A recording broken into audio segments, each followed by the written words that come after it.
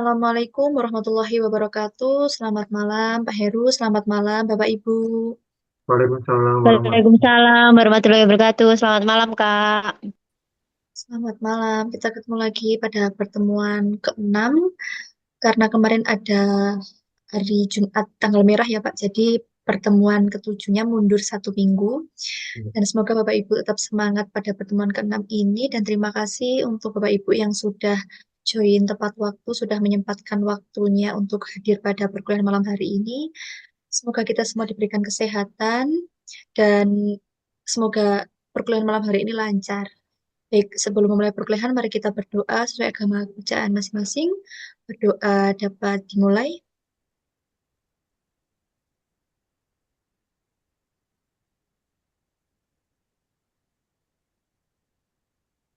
Dapat diakhiri. Langsung saya serahkan kepada Pak Heru. Monggo Pak Heru. Terima kasih Mbak Desti. Selamat malam semuanya. Assalamualaikum warahmatullahi wabarakatuh. Waalaikumsalam warahmatullahi Waalaikumsalam warahmatullahi wabarakatuh.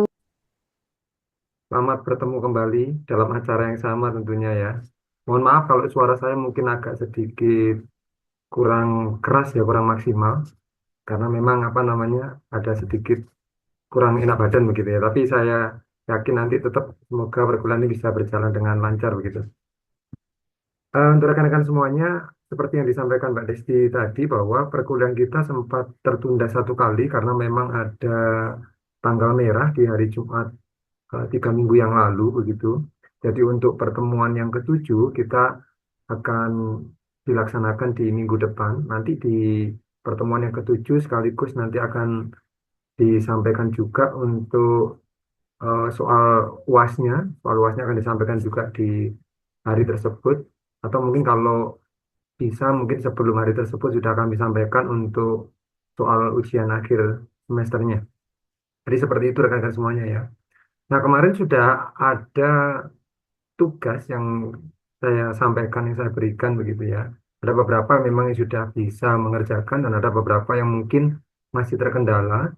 Ya mungkin karena ada apa namanya hal-hal yang belum dipahami, terutama penggunaan POM for Windows-nya.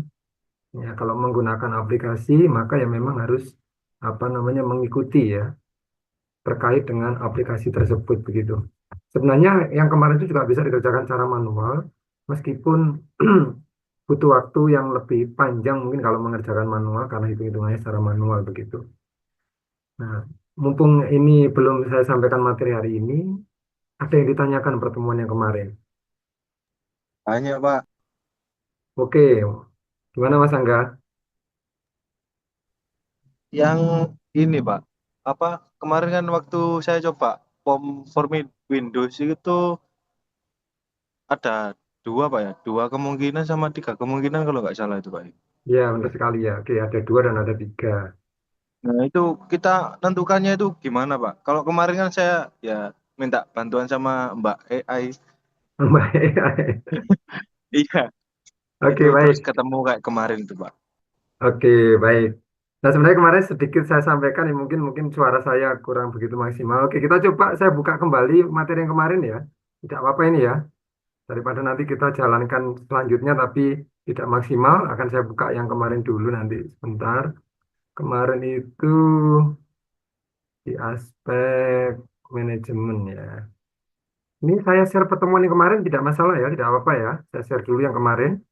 Ini Iya, pertanyaan dari Pak. Mas Angga, saya share yang oke ini dia. Oke, baik. Nah, ini dia yang apa namanya kemarin sempat saya sampaikan di POM for Windows-nya kemarin ada yang namanya tiga, ada dua dan sebagainya. Nah, bagaimana menentukan tiga atau dua tersebut itu dilihat dari waktunya, waktu yang dibutuhkan.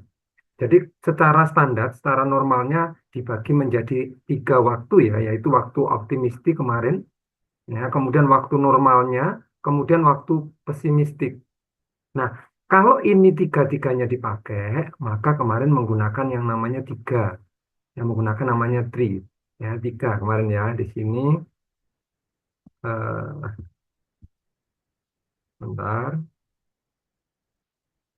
kemarin atau saya jalankan form for Windows-nya juga ini. Ini sebentar saya jalankan form for Windows-nya. Mungkin karena kemarin ada yang terlambat hadir atau mungkin suara saya tidak maksimal dalam menjelaskan. Kita coba kembali ini. Kemudian saya buka data yang barusan ya. Oke.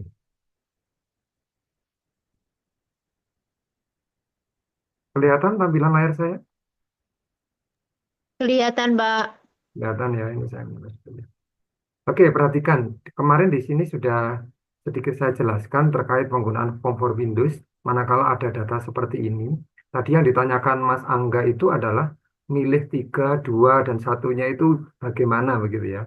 Kemarin di awal ya, di awal Anda pilih dulu ya modul yang akan digunakan seperti ini di awal ketika sudah masuk form for Windows.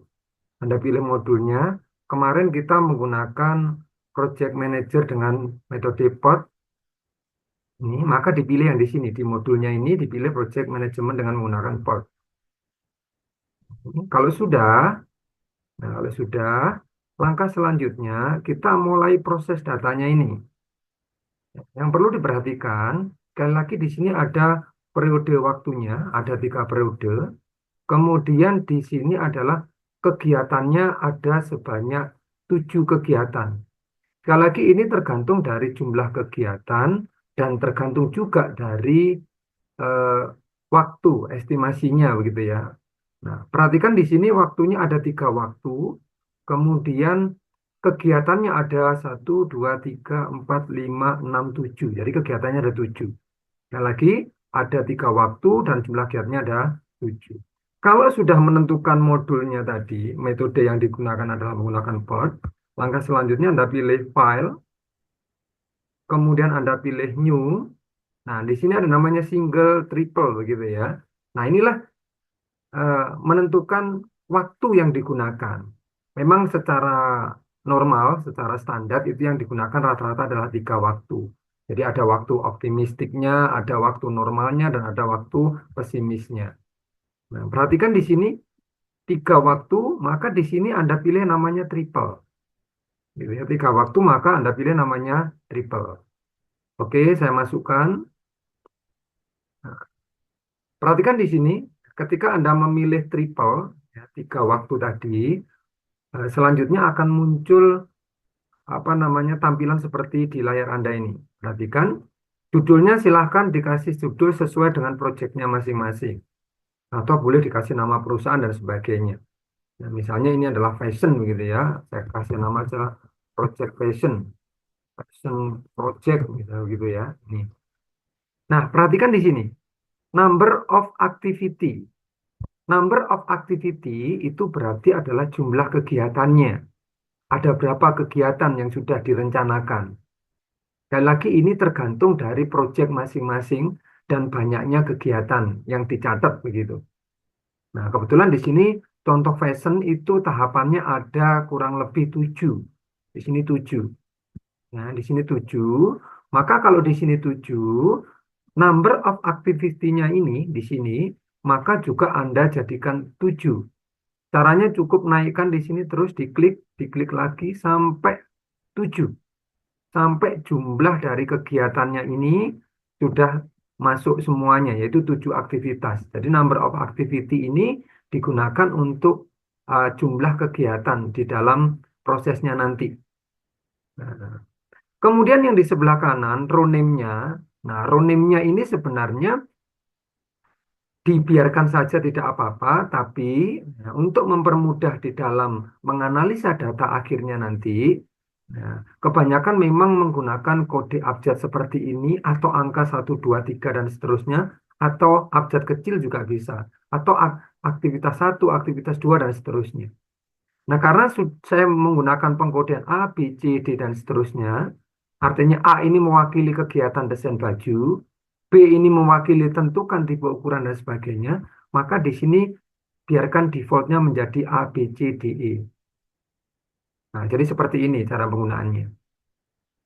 Jadi jumlah kegiatannya ada 7, ya. Kemudian untuk nama-nama barisnya, jadi row name-nya ini adalah nama-nama barisnya, itu saya menggunakan abjad saja, A, B, C sampai G. Ya, tapi dari abjad ini sudah mewakili yang namanya nama kegiatan. Makanya kenapa nama kegiatan diberikan kode agar mudah di dalam menganalisanya nanti. Kalau sudah, maka pilih yang namanya oke. Nah, di sini perhatikan. Di sini ada row dan kolom, artinya baris dan kolom-kolom. Kalau Anda pernah melihat spreadsheet atau Anda pernah menggunakan Microsoft Excel, maka Anda tidak akan asing lagi dengan model sel-sel seperti ini begitu.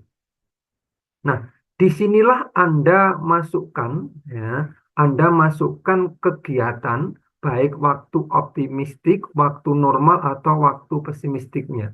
Ingat, karena tadi memilih 3, maka di sini yang muncul adalah 3. Optimistic time-nya, begitu ya. Kemudian normalnya, kemudian pesimisnya. Bagaimana cara memasukkan? Anda perhatikan di sini. Nah, di sini angka 3, 6, 8, 9, dan 5, dan seterusnya itu ya. Maka di sini tinggal Anda salin aja. Tinggal dimasukkan di sini. Nah, 3, kemudian selanjutnya ke bawah, begitu ya. 6, 8, kemudian apa itu ya? Kemudian 6 sampai ke bawah. 5, kemudian 6, misalnya begini. Nah, kemudian di sini yang kedua juga ini di kolom kedua.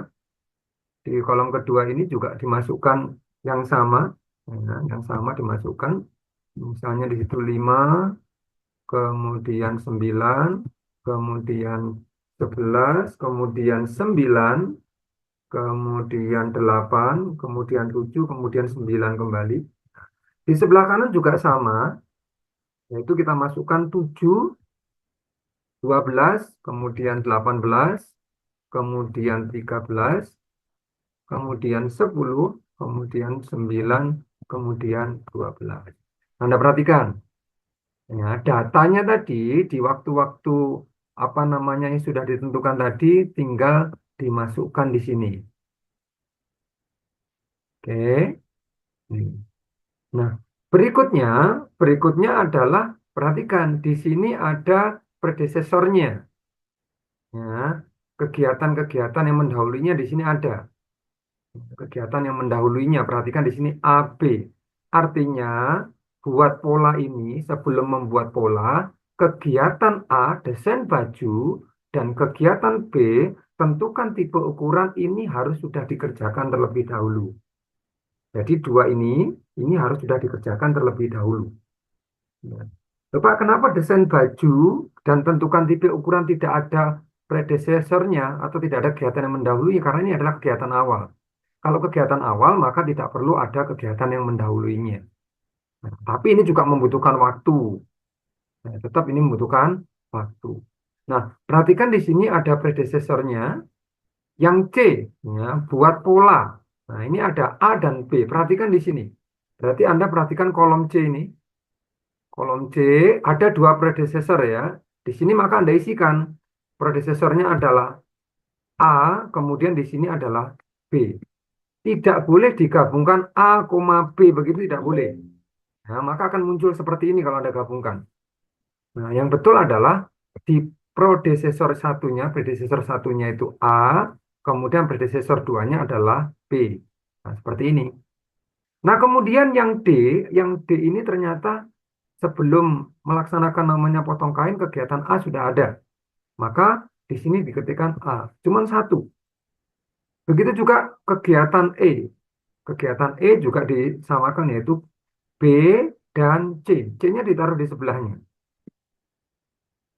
C-nya ditaruh di sebelahnya. Nggak boleh digandeng ya. Sekali lagi nggak boleh digandeng. Kemudian yang F itu ada 3 predesesornya. Maka 3 kolom harus terisi di sini. Yaitu C, kemudian D, kemudian E. Artinya kegiatan C, D, E ini harus dijalankan terlebih dahulu sebelum ada kegiatan F. Dan yang terakhir, finishingnya itu adalah E dan F. Ada 2 predecesornya. Nah, jadi cara mengisinya seperti ini. Nah, cara mengisinya seperti ini. Nah, apakah model ini ketika Anda menggunakan pencatatan secara manual ini boleh dibuatkan kolom-kolom lagi? Sebenarnya boleh. Nah, tapi karena untuk menghemat tempat, biasanya cukup dijadikan satu kolom. Jadi sebenarnya ini meniru model dari form for Windows-nya ini juga boleh. Cuman di sini untuk menghemat tempat maka dijadikan satu.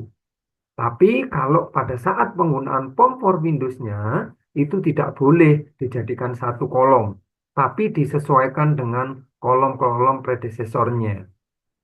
Jadi seperti itu. Bagaimana, Mas Angga? Ya Pak, udah Oke. diberitahu kemarin Pak ya. Oke. Oke, selanjutnya langsung di solve begitu ya. Kalau sudah di solve, dicek begini. Nah, ini adalah hasil dari proses yang sudah Anda lakukan. Nah, kalau Anda ingin lihat secara lengkap detailnya, di sini ada yang namanya chart. Jadi di Windows, menu Windows ada namanya chart. Nah, di sini Anda bisa lihat. Nah, chart dilihat. Nah, di sini ada Gantt chartnya kemarin. Ini. Kemudian Anda bisa milih prediction graph-nya di sini. Nah, seperti ini. Ini artinya kemarin sudah disampaikan bahwa yang merah-merah ini, begitu, yang merah-merah seperti ini. Nah, ini Anda perhatikan di awalnya juga di apa di mana chartnya juga ini. Nah, kalau dikasih warna merah itu berarti warning begitu ya, warningnya. Nah, artinya jangan sampai ini terlewati begitu ya, jangan sampai ini terlewati begitu. Nah, kemarin juga ada yang menyampaikan menghitung secara manual. Boleh menghitung secara manual. Ini sebenarnya kalau Anda hitung secara manual, hasilnya akan sama juga. Begitu ya, akan sama juga dengan menggunakan rumus yang sudah saya sampaikan kemarin. Begitu ya. Yang satu plus, kemudian satu kali plus gitu ya. Terus kemudian 4, dan kemudian satu lagi dibagi 6 kemarin ya. Itu sudah juga disangkan. Nah, jadi penggunaannya seperti ini sebenarnya. Oke, jadi seperti ini. Kalau pengen edit data, pilih edit data. Kalau pengen lihat hasilnya, di sini pilih solve seperti ini. Kalau pengen lebih lengkap, pilih yang namanya chart di sini. Nah ini. Jadi itu materi untuk form for Windows kemarin. Nah kemudian yang satunya itu kemarin sebenarnya dapat Anda gunakan cara manual atau bisa menggunakan Microsoft Excel. Nah, jadi tergantung ya, tergantung dari apa namanya Anda ya, tergantung Anda sendiri mau pakai Excel boleh, manual juga boleh. Seperti itu, mungkin ada yang tanyakan lagi yang lainnya terkait materi yang kemarin?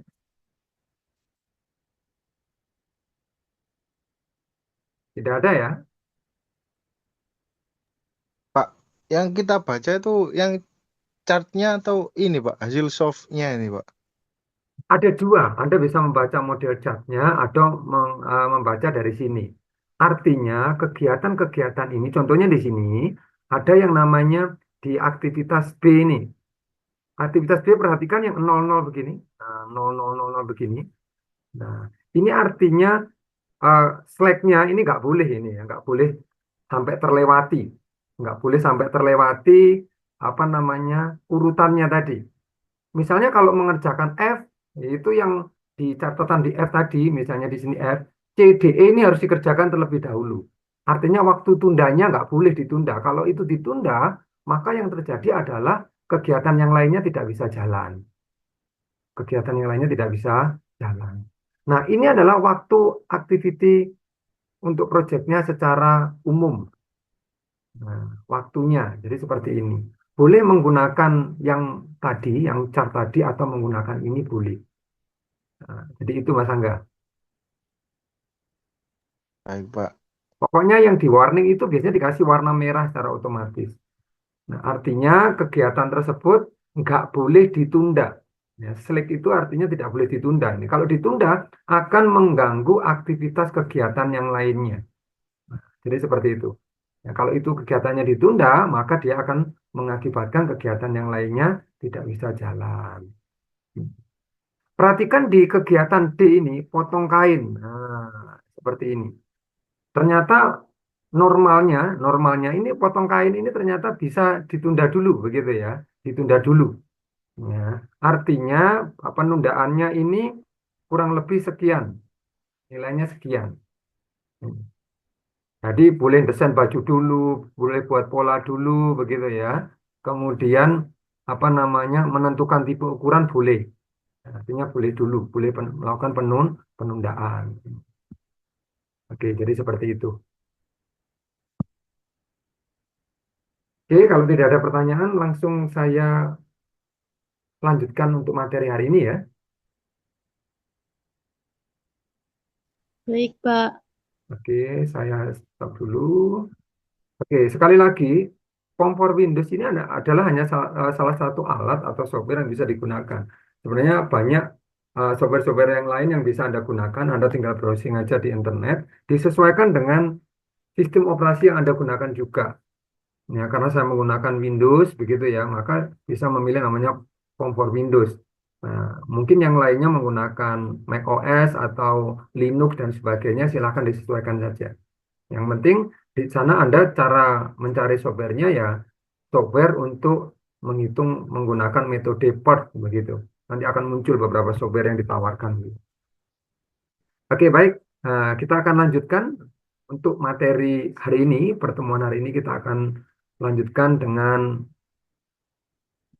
tema atau topik ya. Bahasan untuk hari ini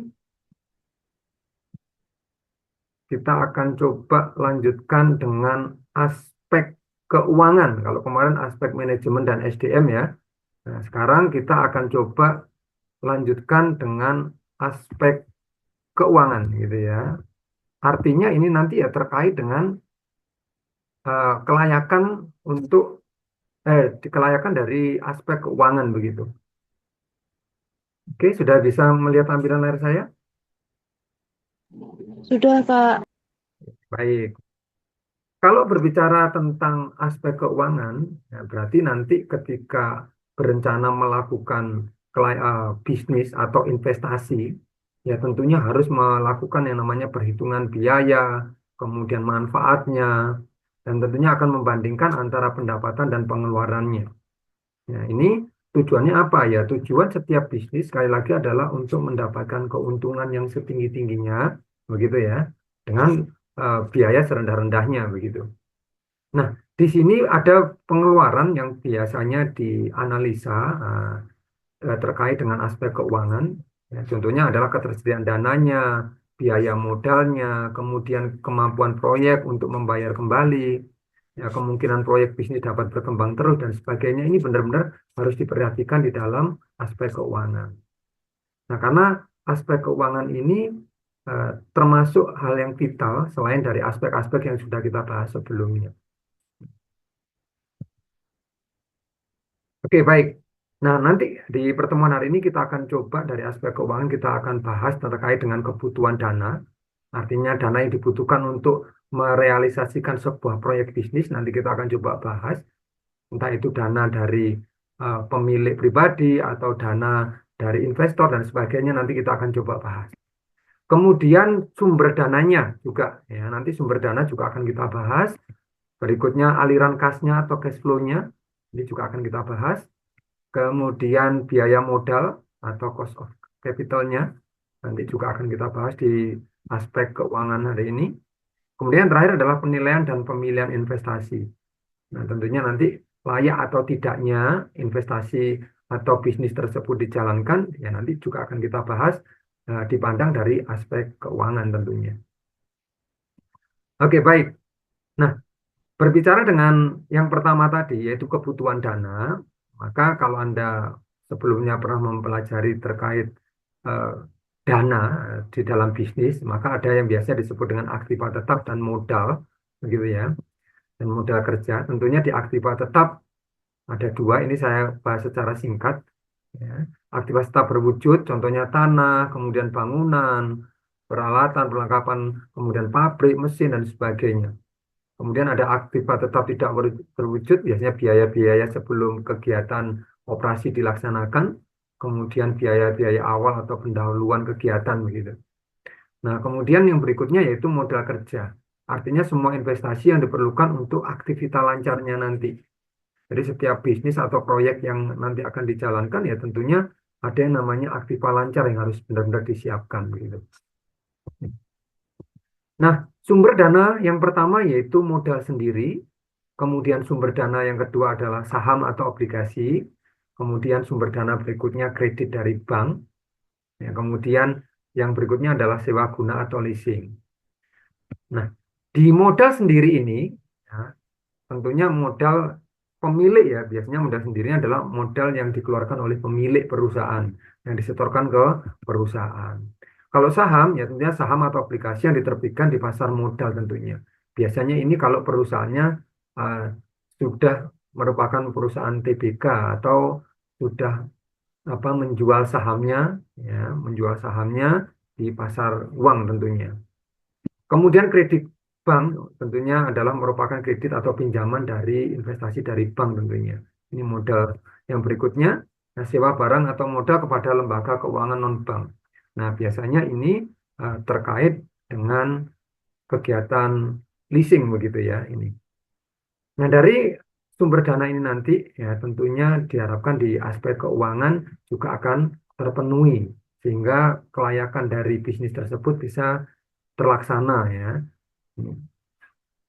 Nah, oke, kita mulai dari aliran kas atau cash flow. Kita mulai dari aliran kas atau cash flow-nya. Anda perhatikan di sini laporan perusahaan, nah, laporan perubahan kas selama periode tertentu. Ini yang perlu digarisbawahi adalah perubahan kas selama periode tertentu. Artinya di situ ada perubahan nilai kas, kemudian dalam kurun waktu atau periode tertentu. Ini kalau saya highlight begitu ya. Ini dengan menunjukkan sumber dananya dari mana dan penggunanya untuk apa saja. Jadi untuk aliran kas ini benar-benar harus diperhatikan karena di perubahan di aliran kas ini dalam waktu periode tertentu ini sangat berpengaruh sekali terhadap keputusan nanti apakah kegiatan bisnis atau investasi ini layak dijalankan atau tidak. Karena kas merupakan aktiva yang paling liquid, ya, harus berprinsip dan dalam kehati-hatian ya, ini. Artinya apa?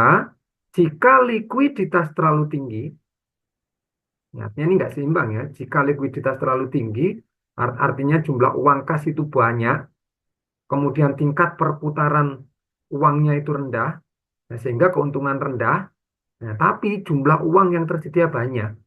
Nah, artinya dana yang tersedia ini justru tidak efektif. Nah, kasnya banyak, tapi dikeluarkan hanya sebagian kecil untuk kegiatannya. Nah, maka ini bisa mengakibatkan dana tersebut justru tidak produktif. Begitu juga manakala likuiditas terlalu rendah. Nah, jumlah uang kasnya sedikit. Nah, tingkat perputaran uangnya tinggi. Nah, keuntungan mungkin besar, tapi jumlah uang yang tersedia sedikit. Nah, hal ini akan mengakibatkan dana mendadak jadi tidak liquid. Nah, maksudnya gimana? Jadi kalau laporan perubahan kas itu tidak diperhatikan dengan baik-baik, maka bisa terjadi kemungkinan yang pertama likuiditas terlalu tinggi. Uangnya banyak ini. Dananya yang dimiliki banyak. Tapi yang digunakan untuk kegiatan itu hanya sedikit. Artinya banyak uang yang tidak dipakai. Artinya ya justru keuntungannya akan sedikit begitu. Uangnya banyak, kegiatan investasinya hanya sedikit. Artinya banyak uang yang nganggur bahasa gampangnya begitu. Nah, begitu juga sebaliknya. Kalau uangnya itu kasnya itu terlalu kecil, begitu ya. Tapi jumlah kegiatannya banyak, jumlah kegiatan yang dilakukan banyak, atau membutuhkan uang yang sangat banyak, maka ya ini artinya juga tidak balance, bisa menyebabkan proyek itu terhenti karena kekurangan dana. Nah, makanya kenapa aliran kas atau cash flow ini benar-benar perlu diperhatikan. Ya, baik nominal jumlahnya atau perubahannya tentunya dalam periode waktu tertentu. Oke, baik. Selanjutnya, laporan arus kas dan laporan laba rugi. Kalau berbicara terkait dengan arus kas dan laporan laba rugi, ya ini berkaitan dengan laporan keuangan tentunya ya. Anda perhatikan di laporan arus kas, ini komponen, ya, komponen utamanya ini perhatikan.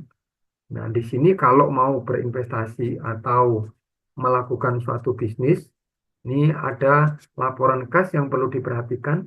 Yang pertama itu adalah kas permulaan. Ya, kas permulaan atau biasa dikenal dengan inisial cash flow. Ini pengeluaran untuk investasi di awal begitu. Kemudian ada kas operasional. Nah, artinya ini keluar masuk dana atau dana masuk dan dana keluar saat proyek sudah dijalankan. Nah, saat kegiatan bisnis itu sudah dijalankan. Kalau yang tadi itu adalah pengeluaran awal untuk investasinya kalau yang kas permulaan. Kalau kas operasional itu adalah sudah merupakan ada dana masuk dan dana keluar saat proyek sudah dijalankan. Kemudian ada yang terakhir kas terminal, terminal cash flow. Nah, ini adalah pengeluaran dana saat, nah ini, menilai sisa aktiva tetap yang sudah tidak mempunyai umur ekonomis. Pengeluaran dana untuk mengembalikan modal kerja awal. Artinya sebenarnya di laporan arus kas itu ada 3 komponen yang perlu diperhatikan. Jadi kas, ya, ibaratnya dana untuk investasi awalnya, kemudian dana ketika proyek itu dijalankan, kemudian adalah yang berikutnya adalah sisa anggarannya, ya, sisa dana pengeluarannya. Nah ini ya yang perlu diperhatikan juga. Nah kemudian di laporan laba ruginya, nah, otomatis kalau terkait dengan laporan laba rugi tidak terlepas dari yang namanya pendapatan, beban, dan laba bersihnya. Nah komponen-komponen ini juga perlu diperhatikan di dalam laporan arus kas. Jadi laporan arus kasnya ini sama laporan laba rugi juga benar-benar harus diperhatikan. Berapa pendapatan perusahaannya, berapa beban yang dikeluarkan oleh perusahaannya, sehingga nanti akan bisa dimunculkan yang namanya laba bersihnya berapa. Nah, jadi seperti itu. Oke, kita bahas yang pertama tadi inisial cash flow-nya, yang modal yang dikeluarkan di awal begitu ya. Artinya ini benar-benar dikeluarkan di awal ketika proyek itu belum beroperasi. Ya, biasanya ini disebut dengan investasi awalnya. Nah, ini. Yang termasuk modal awal atau investasi awal ini ya termasuk contohnya di sini adalah pembelian mesin, kemudian biaya pasangnya, kemudian biaya percobaan mesinnya, biaya balik nama jika ada begitu ya, dan biaya-biaya lain yang dikeluarkan sampai benar-benar mesin yang akan digunakan itu dioperasikan. Itu contohnya gitu ya. Jadi investasi awalnya. Ini merupakan inisial cash flow. Jadi saat proyek itu akan dijalankan perlu yang namanya investasi awal. Nah, dana yang dikeluarkan di investasi awal inilah yang dinamakan dengan initial cash flow. Atau kas permulaan tadi ya. Nah, kemudian operasional cash flow-nya. Nah, seperti yang saya sampaikan ya, ini merupakan aliran kas manakala kegiatan proyek atau bisnis tersebut sudah mulai berjalan. Ini artinya kegiatan sudah ada, ini sudah ada kegiatan. Nah, biasanya kalau sudah kegiatan ini berjalan, maka operasional cash flow ini bisa diperoleh dari pendapatan ya, ini pendapatan yang diperoleh dikurangi dengan biaya-biaya yang dikeluarkan.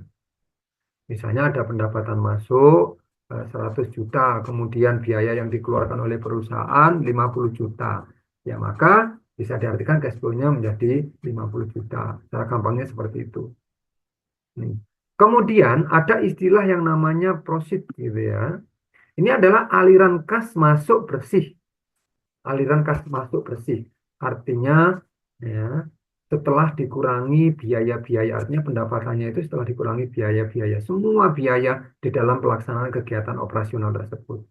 Nah, nanti kita akan sering ketemu istilah ini ya, proceed ini, aliran kas masuk bersihnya.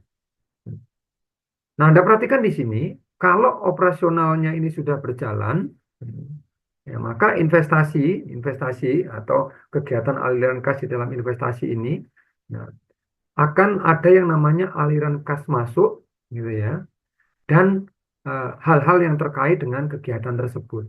Nah, maka untuk menghitung aliran kas masuk proceednya ini, nah, manakala jika investasi menggunakan modal sendiri. Perhatikan, jika investasi menggunakan modal sendiri. Artinya modalnya ya dari sendiri, dari perusahaan itu sendiri. Maka untuk menghitung aliran kas masuk bersihnya, yaitu adalah laba bersih setelah pajak. Ingat-ingat, karena ada kaitannya dengan pajak, maka di sini laba bersih setelah pajak ditambah depresiasi dari alat-alat yang digunakan. Ya, nanti kita akan coba bahas ya terkait hal ini. Kemudian jika menggunakan modal sendiri plus hutang, jika menggunakan modal sendiri plus hutang, maka tentunya sedikit berbeda ketika menggunakan modal sendiri karena di sini ada kaitannya dengan hutang. Maka di sini ada penambahan lain yaitu bunga. Bunga dikalikan dengan 1 minus pajak. Pajak ini nanti biasanya persentase ya, pajaknya berapa persen, kemudian dijadikan angka. Ya, dari persentase dijadikan angka. Ya, misalnya 10%, ya berarti tinggal 0, ya gitu caranya membacanya. Artinya 1 dikurangi 0, sekian begitu. Kita lanjut.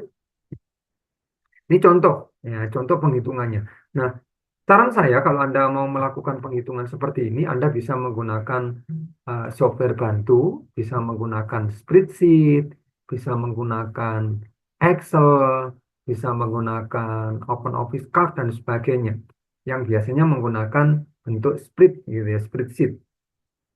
Nah, di sini dicontohkan ya, kalau Anda perhatikan di sini dicontohkan. Sebentar.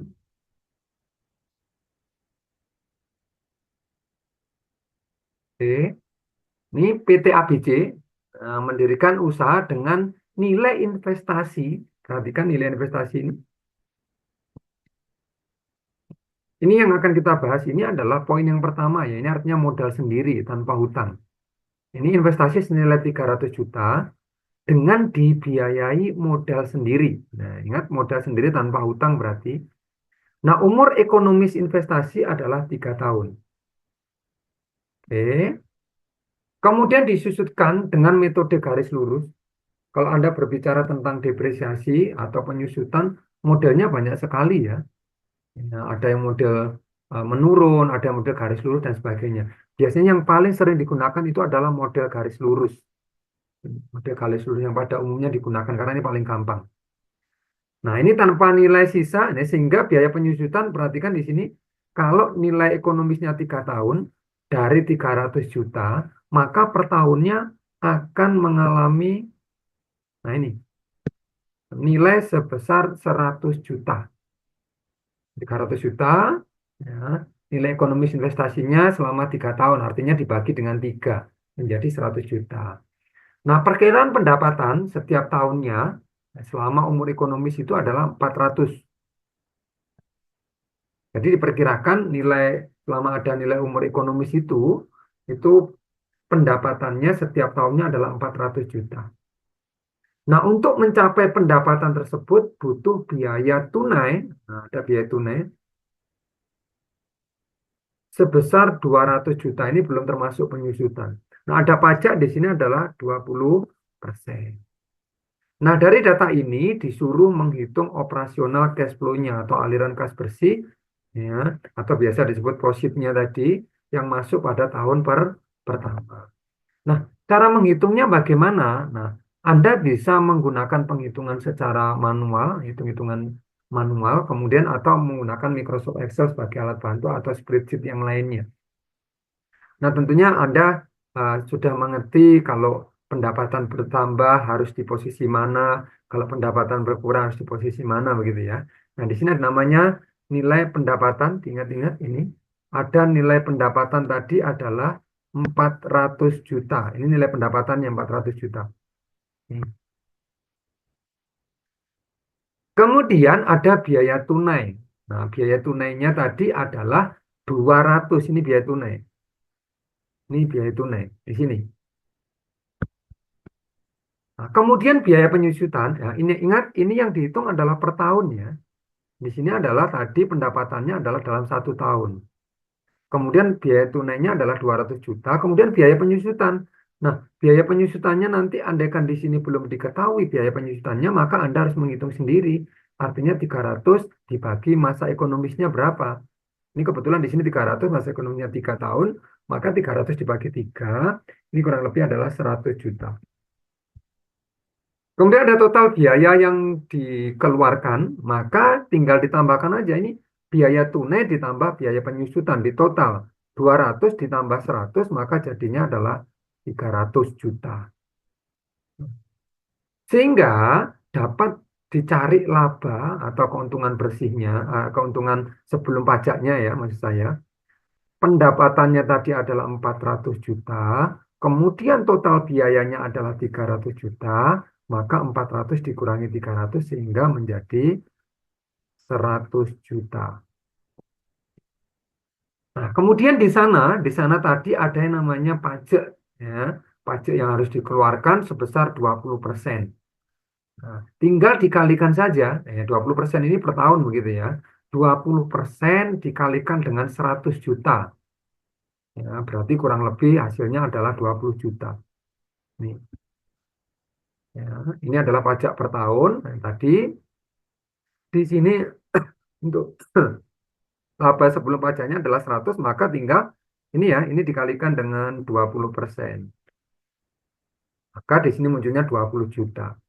Sehingga kalau dikurangkan berarti 100 juta ini dikurangi biaya pajak yang harus dikeluarkan menjadi 80 juta rupiah.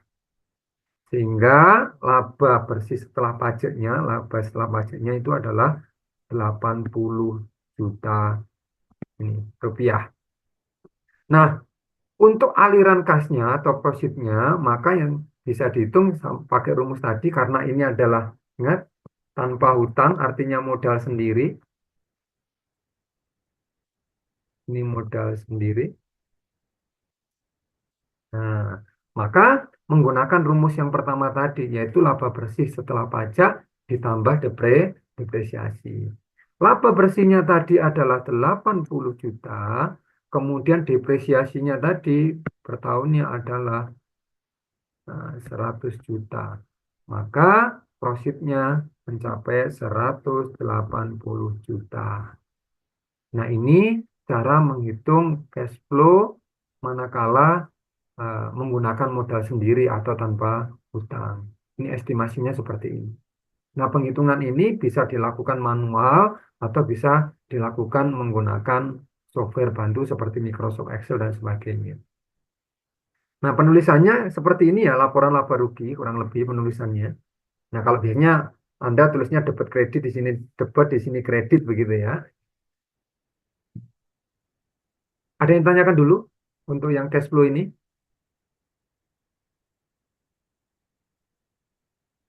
Ada yang mau ditanyakan untuk cash flow yang ini? Lanjut ya. Belum, Pak. Lanjut ya. Oke. Ingat, rumus ini digunakan manakala modalnya adalah modal sendiri. Artinya tidak ada hutang yang apa namanya dipakai untuk pelaksanaan kegiatannya. Oke, berikutnya ini. Bila ada hutang, artinya modal sendiri ditambah dengan hutang. Nah, kita lihat sekarang. Perhatikan di sini, ini sengaja dibuat sama. Investasi awalnya adalah 300 juta. Kemudian 50% dari investasi adalah ini, modal pinjaman. Modal pinjamannya sebesar 50% dari 300 juta. Ya, dengan bunga 25% per tahun. Ingat-ingat per tahun ini ya, per tahun. Kemudian sisanya dibiayai dengan modal sendiri. Artinya kalau dilihat dari sini itu adalah modalnya itu 50-50 ya, 50%, 50%. 50% dari pinjaman, 50% dari modal sendiri. Nah, sama dengan tadi ini, nah, untuk umur ekonomis adalah 3 tahun. Nah, ini seperti ini. Ya, disudutkan dengan metode garis lurus ya. Maka ini 300 bagi 3 sama dengan tadi 100 juta. Perkiraan pendapat setiap tahun selama umur ekonomis adalah 400 juta. Ya. Sehingga untuk mencapai pendapatan tersebut butuh biaya tunai. Ini sama dengan tadi, cuman yang membedakan adalah di sini modalnya saja. Nah, di sini adalah modalnya saja. Ini. Cara penghitungannya tentunya akan berbeda. Tapi labanya nanti ya akan kelihatan sama harusnya. Ya, ini seperti ini. Nah, Anda disuruh menghitung operasional cash flow-nya apabila menggunakan modal sendiri dan hutang. Jadi modalnya ada dua, jadi modal sendiri dan modal dari hutang. Perhatikan di sini pendapatan sama dengan tadi, pendapatannya di kredit, ya ini ya, kalau bertambah ini 400 juta. Biaya tunainya juga sama, ini biaya tunai 200 juta. Biaya penyusutan juga sama, 100 juta di sini. Ya, kalau dijumlahkan 300 juta juga. Nah, kemudian tadi tinggal dikurangkan 400 juta dikurangi dengan total biayanya 300 juta sekian. Nah, karena ini ada nilai yang berasal dari hutang, ya tentunya hutang itu memiliki bunga. Ya, tadi bunganya adalah 25% per tahun. Ini bunga hutangnya. 25% per tahun. Ingat, hutangnya adalah 50% dari 300 juta. Ya, artinya ya harus dikalikan. Berarti separuhnya ya. Separuhnya atau bisa dikatakan bahwa yang modal hutangnya adalah 150 juta. Nah, untuk menghitung bunganya ya tinggal dikalikan dengan persentase bunganya berapa? 25%. Maka kalau saya hitung secara menyeluruh ini 50% kali 300 dikalikan 25%. Nah, lebih kalau dihitung 37.500. Nanti silakan di cross check aja. Nah, kalau sudah, karena hutang itu juga merupakan beban begitu yang harus dikeluarkan, maka 100 juta tadi dikurangi dengan 37 juta untuk membayar bunganya tadi. Sehingga laba sebelum pajaknya 62 juta sekian gitu ya. Ini sebelum pajak. Nah, karena di situ tadi ada pajak juga 20%, maka 62 ini harus dikalikan dengan pajaknya tadi 20%. Nah, maka di sini ketemu pajaknya sebesar 12.500. Hingga jadi laba setelah pajaknya adalah 50 juta. Maka profitnya seperti yang di awal disampaikan bahwa laba bersih setelah pajak ditambah depresiasi plus bunga ya, kali 1 dikurangi pajaknya.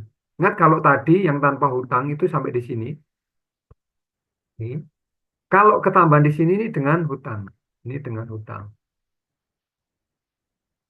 Nah, kalau yang di sini tadi tanpa hutang ya. Tanpa hutang. Kalau yang di kanan itu dengan hutang. Ini. Nah, maka penghitungannya adalah ini tinggal dimasukkan di sini.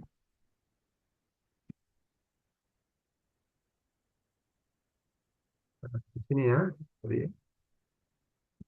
Ini.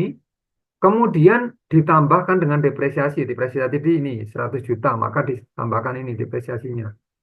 100 juta ini depresiasi.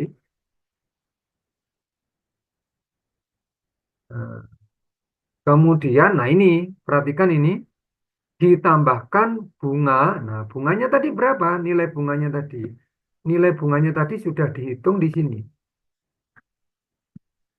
Ini nilai bunganya tadi dihitung di sini sehingga menjadi 37.500. 1 dikurangi 20%. Ya, 20% itu kalau dijadikan angka biasa menjadi 0,2. Nah, artinya ya ini bisa ditambahkan ini. Berarti 50 ditambah 100 jadi 150 juta ditambah 37.500 tadi yang bunganya dikalikan dengan 1 min 0,2. Ini hasilnya adalah 30 juta sehingga hasilnya juga akan sama 180 juta labanya. Meskipun dia menggunakan yang namanya modal sendiri dan hutang. Harus sama tentunya ya hasilnya ya. Hanya cara penghitungannya juga ada perbedaan di sini. Yang di sini tanpa hutang, yang di sebelah kanan ini dengan hutang.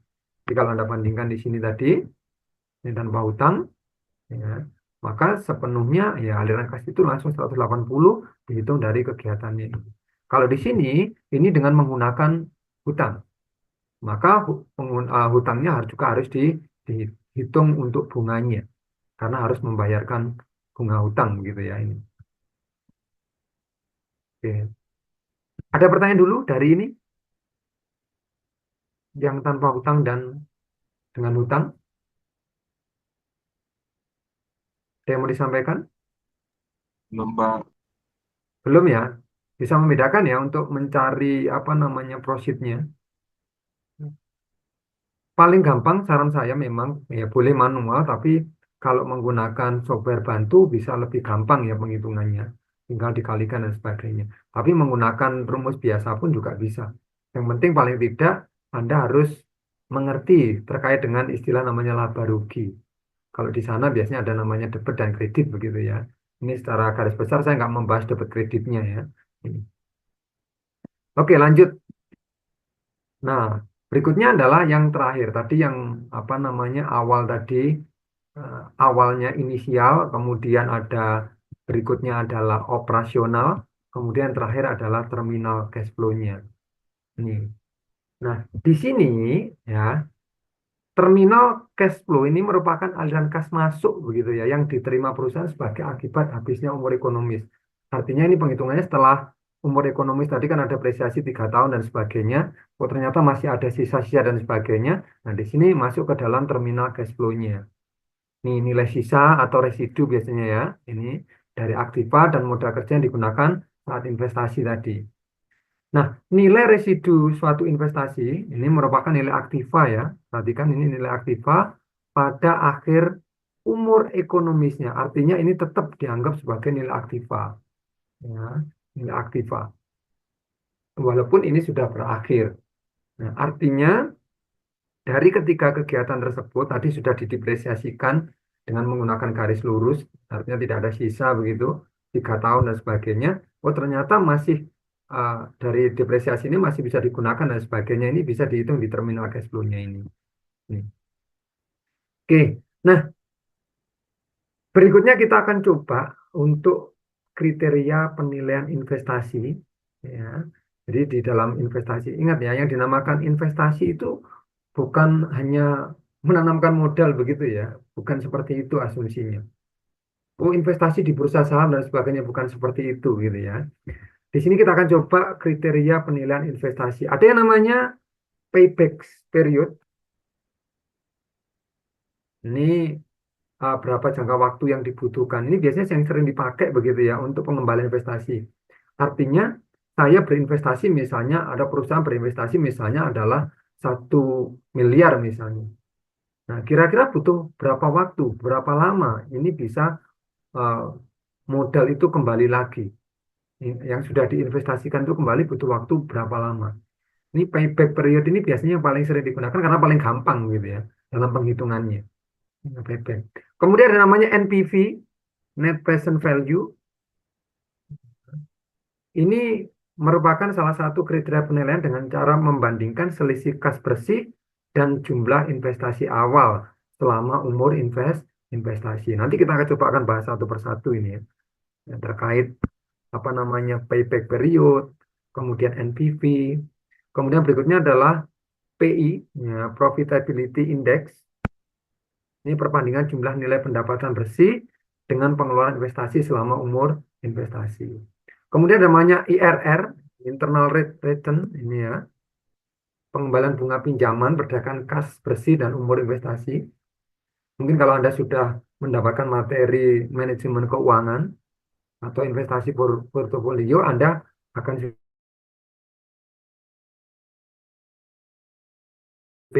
kemudian NPV, PI, IRR, kemudian dan average ya ARR ini.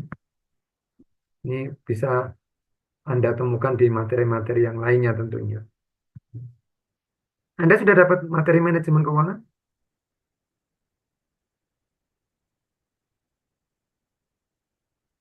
Sudah dapat materi manajemen keuangan atau belum?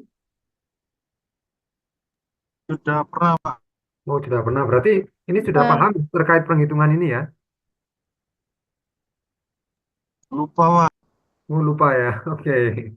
Nah, nanti di sini yang kita bahas hanya garis besarnya saja terkait dengan penilaian investasi. Ini layak apa enggak gitu ya. Artinya kita layak berinvestasi atau tidak. Nanti kita akan coba uh, membahas secara garis besarnya terkait penggunaan kriteria ini ya, PP, NPV, PI, PI, kemudian IRR, ARR. Oke, kita mulai dengan yang namanya payback period. Nah, perhatikan di sini metode PP atau payback period ini merupakan suatu periode yang diperlukan untuk menutup kembali pengeluaran suatu investasi dengan menggunakan aliran kas masuk secara bersihnya tadi ya, penghitungan di aliran kas masuk tadi atau profitnya tadi yang diperoleh. Nah, Anda perhatikan di sini rumusnya ini PP itu sama dengan capital outlay per profitnya, aliran kas masuknya dikali periodenya 1 tahun. Nah, Anda perhatikan di sini. Apabila payback period lebih pendek, perhatikan, apabila payback periodnya atau PP-nya itu lebih pendek dibandingkan dengan jangka waktu kredit, kalau dananya berasal dari pinjaman, ini perlu digarisbawahi, apabila dananya berasal dari dana pinjaman, ya, yang diserahkan oleh investor atau pihak bank, maka investasi tersebut layak diterima. Ingat-ingat, apabila periode atau PP, ya, payback periodnya lebih pendek, misalnya jangka waktunya 5 tahun, ternyata PP-nya kok cuma 3 tahun, berarti layak untuk diinvestasi. Investasi di sini layak begitu. Artinya lebih pendek dari jangka waktunya. Ya. Misalnya kredit 10 tahun begitu, ternyata PP-nya 5 tahun sudah apa namanya dapat begitu ya. Artinya lebih pendek, maka ya yang terjadi ini boleh berinvestasi begitu. Nah, contoh perhitungan sederhananya. Ini ya. Ini sekali lagi tiap tahun digambarkan adalah tiap tahun yang sama gitu ya. Ini Project B membutuhkan investasi sebesar 120 juta. Aliran kas masuknya diperkirakan atau profitnya diperkirakan 40 juta per tahun. Nah, selama 6 tahun. Selama 6 tahun. Perhatikan di sini 6 tahun. Ini jangka waktunya adalah 6 tahun. Nah, diminta berapa jangka waktu yang dibutuhkan untuk pengembalian investasi. Jadi, untuk pengembalian investasinya ini jangkanya berapa tahun. Nah, maka cara menghitungnya cukup dimasukkan di rumus ini tadi.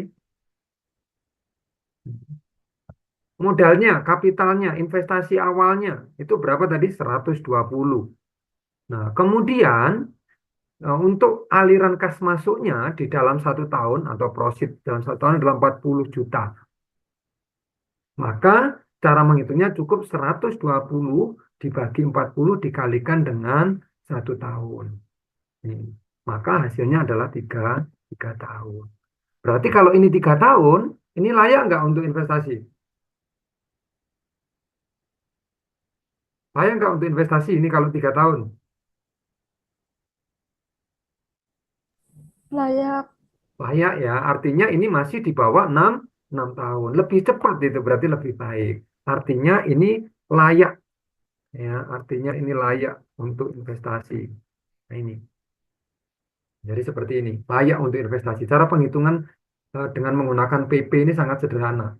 Kenapa ini banyak digunakan ya? Karena ini penghitungannya sangat sederhana.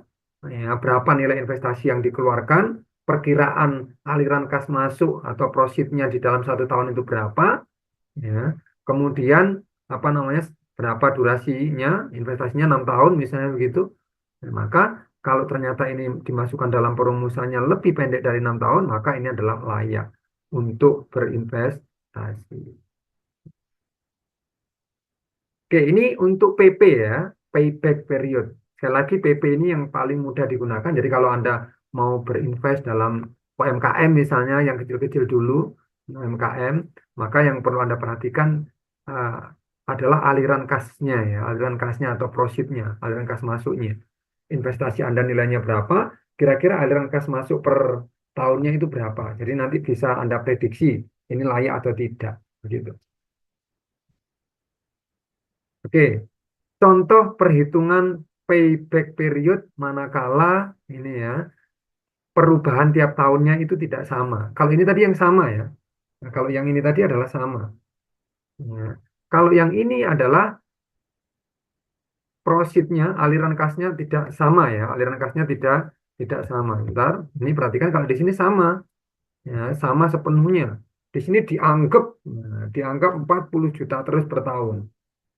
Ya, dianggap 40 juta terus per tahun.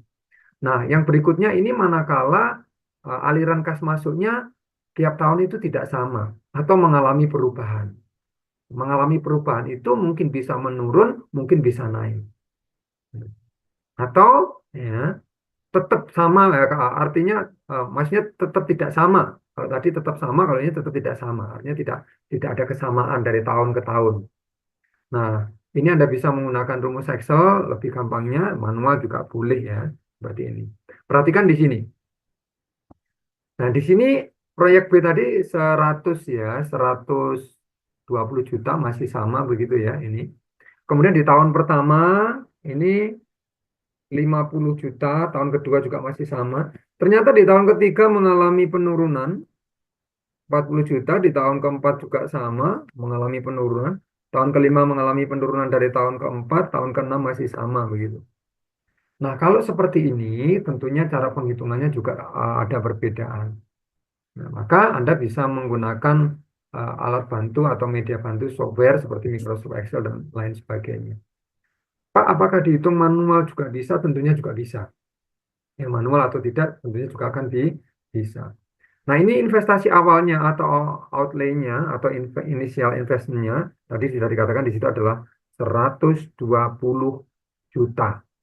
Ya, 120 juta. Ini di sini.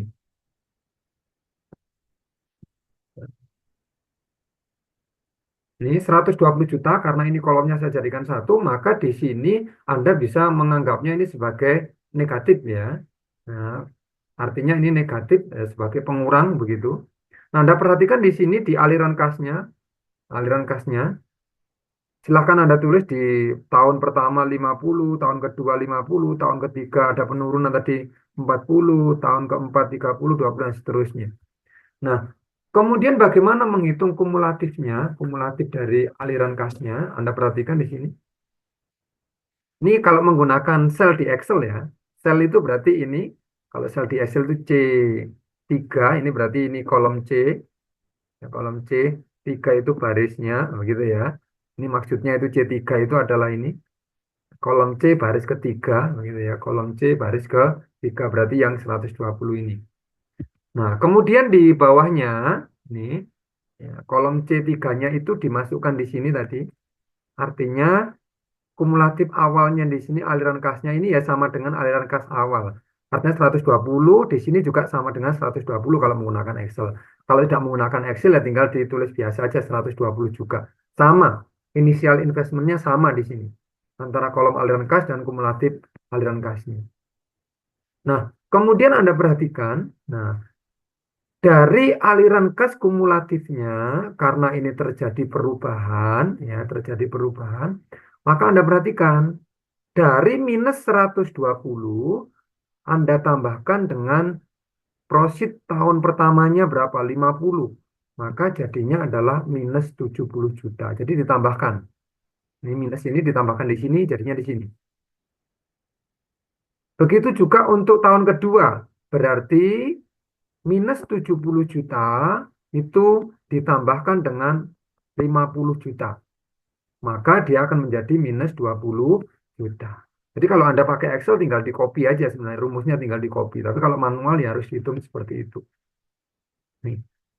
Nah, perhatikan di sini mulai tidak negatif yaitu mulai tidak negatif itu artinya positif begitu ya. Kalau negatif itu berarti masih minus. Nah, sekarang Anda perhatikan kalau saya menggunakan rumus ABS ini absolut ya, artinya mengabaikan nilai negatif dan positif di sini. Nih. Nah, di sini Anda perhatikan karena ini hitungannya dalam tahun ya. Kalau ini adalah hari. Nah, karena yang pertama ini tadi yang di sini, yang ini adalah hitungannya dalam tahun, ini dalam tahun, maka Anda harus mengkonversi dalam hari. Nah, biasanya secara normal atau standarnya itu rata-rata dalam 1 tahun adalah 365. Artinya pembagian nanti dikalikan dengan 365. Nah, ini. Kemudian cara baca berikutnya, kalau sudah dari sini, maka di sini perhatikan di sini ada namanya E6 dibagi 30. E6. Ini ya E6. 183, ini kalau manual ya, ini manual penghitungannya ya, pakai Excel yang manual. Dibagi dengan 30 artinya di dalam 1 bulan itu ya kurang lebih terdapat 30 hari. Nah, artinya sisa dari pembagian ini itu adalah 6. Maka kalau Anda perhatikan, nah, titik di sini tadi yang sudah mentok tadi ini yang akan jadi positif itu ada di tahun kedua, kemudian di 3 ini adalah sisanya. Artinya proyek tersebut membutuhkan waktu 2 tahun lebih 6 bulan. Jadi ini kelebihannya. Ini dijadikan bulan. Ini kelebihannya.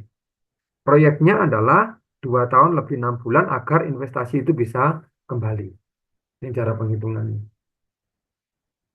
Ini kalau Anda menggunakan Microsoft Excel dengan rumus yang dipakai di Microsoft Excel akan lebih gampang ya. Ini kalau aliran kas masuk atau prosit tiap tahunnya itu berubah-ubah. Ya, biasanya terjadi perubahan ini manakala terkait dengan hal lainnya yang misalnya adalah kondisi ekonomi mikro atau makro begitu. Ini juga akan berpengaruh. Ini akan berpengaruh terhadap penghitungan atau perubahannya ini. Kalau yang tadi yang awal sudah jelas-jelas yang awal tadi ya, yang awal tadi tentunya perubahannya sama setiap tahunnya. Kalau ini berbeda. Nah, maka cara penggunaannya seperti ini. Oke, next saya lanjutkan. Kalau tadi PP ya, kalau tadi yang PP ya, yang ini PP, perhitungan PP, sekarang kita menggunakan yang namanya NPV. Kalau Anda melihat rumusnya pasti kelihatan serem ya, tapi saya sudah yakin Anda sudah pernah dapat rumus ini. Tapi jangan dilihat bentuk rumusnya, tapi dipahami, ya, dipahami fungsinya, ya, dipahami fungsinya. Ya, contohnya ini nilai investasi disimbolkan dengan ini nilai investasinya minus ini. Kemudian aliran kas netonya pada periode tertentu ini, ya. Kemudian diskon rate-nya, ya, ada namanya diskon rate-nya. Ini R-nya, kemudian jangka waktu proyek investasinya. Dari rumus ini, kalau dijabarkan, itu adalah seperti ini. Nah, untuk menghitung menggunakan NPV ini, Anda harus bisa atau punya tabel untuk, biasanya disebut dengan FVIFA, begitu ya. Ini tabelnya. Mungkin tadi atau kemarin Anda sudah mendapatkan tabelnya. Mungkin saya sharekan ya. Untuk tabelnya nanti ini jadi AT-nya ini adalah diperoleh dari tabel ya, dari tabelnya. Nah, manakala NPV ini lebih dari 0 atau positif, maka investasi layak. Jika kurang atau sama dengan 0, maka investasi tidak layak. Kalau kurang itu berarti apa namanya negatif, kalau sama dengan 0 berarti impas. Nggak laba, nggak rugi gitu ya. Nah, Anda perhatikan ini, nanti cara membaca tabelnya mungkin saya ingatkan kembali. Siapa tahu Anda lupa cara membaca tabelnya ini. Anda sudah mendapatkan apa namanya tabel untuk FPIFA ini? Sudah dapat semuanya?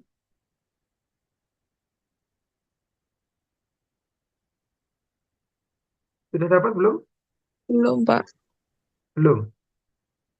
Di apa namanya? Belum, Pak. Oh, belum. Oke, oke. Nanti apa namanya? Belum, Pak. Mbak Desti saya suruh share ya. Jadi materi kemarin sudah di-share tapi ya untuk materi yang hari ini ya. Sudah, Pak. Oke, tapi untuk tabelnya belum ya. Tabel pendukung belum ya. Atau Anda nggak Sudah, paham Pak. tabel yang mana? Sudah ya? Sudah. Ada Oh, di sudah. Iya, oke, sudah berarti ya. Yang belum coba dicek ulang ya. Niki. Nih. Nah, contohnya ini perhatikan ini saya langsung soal nanti cara baca tabelnya saya kasih tahu. Nah, perhatikan di sini. Nah, contohnya ini ada apa namanya? Terkait perhitungannya. Ya, terkait perhitungan di sini ada proyek B membutuhkan investasi sebesar 120 juta. Nah, aliran kas masuknya ini diperkirakan 40 juta per tahun selama 6 tahun. Ya, kayak tadi ya, dengan rate of return-nya, ya, RR-nya itu adalah 10%. Ini 10%, jadi kan berapa NPV-nya? Yang ditanya adalah NPV. Anda tinggal dimasukkan saja. Ya. Investasi awalnya adalah ini minus, ini harus minus ya, karena awalnya ini minus. Minus 120 ditambah, nah ini per tahunnya tadi berapa? 40 juta. Ya, 40 juta dimasukkan. Nah ini yang perlu Anda pahami. Nah, di sini 6. 6 tahun, perhatikan di sini berarti ini 6 tahun. Ya. 6 tahun dengan RR-nya adalah 10%. Nah, di tabel FIFA maka Anda harus nyari ini. Di tabel tersebut itu ada kolom modelnya seperti ini. Ya. Di sini adalah tahunnya, yang ke bawah itu adalah tahun. Kemudian yang di kanan ini adalah persentase rate-nya.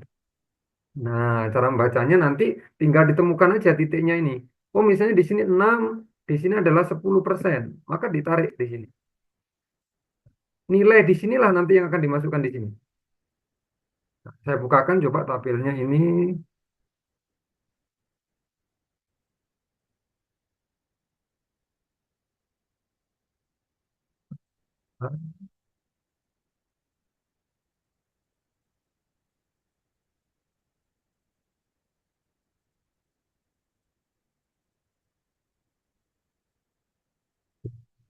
Bentar ya, saya buka ini.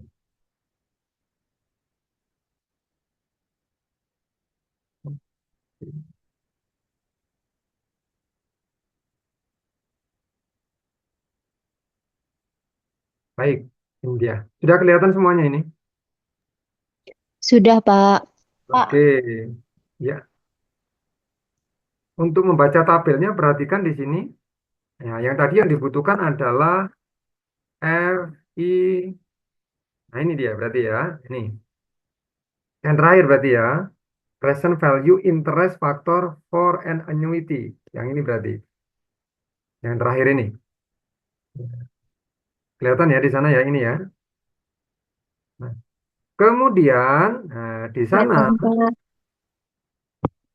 cara membacanya, ini saya nggak bisa coret ini ya. Cara membacanya perhatikan eh, pena saya kelihatan ini, mouse-nya kelihatan nggak ya? Mouse saya kelihatan ini? Kelihatan, Pak. Oke ini. Nah di sini Penanya adalah kelihatan. periode waktunya 6 tahun. Nah, kemudian tadi berapa persen? 10%. Cari. 6 geser ke kanan sampai 10. Berarti ini 10. 10. Maka nilai yang dicari tadi adalah ini. Nah, 4,3553. Artinya ini periodenya 6 ya, dengan persentasenya adalah 10%. Ini di sini cara membacanya. Mungkin dulu sudah diajarkan cara membaca ini, saya ingatkan kembali. Ya, ada 6 tahun periodenya 10%. Nah, inilah yang dimasukkan di dalamnya sini. Nah, di dalamnya, oke.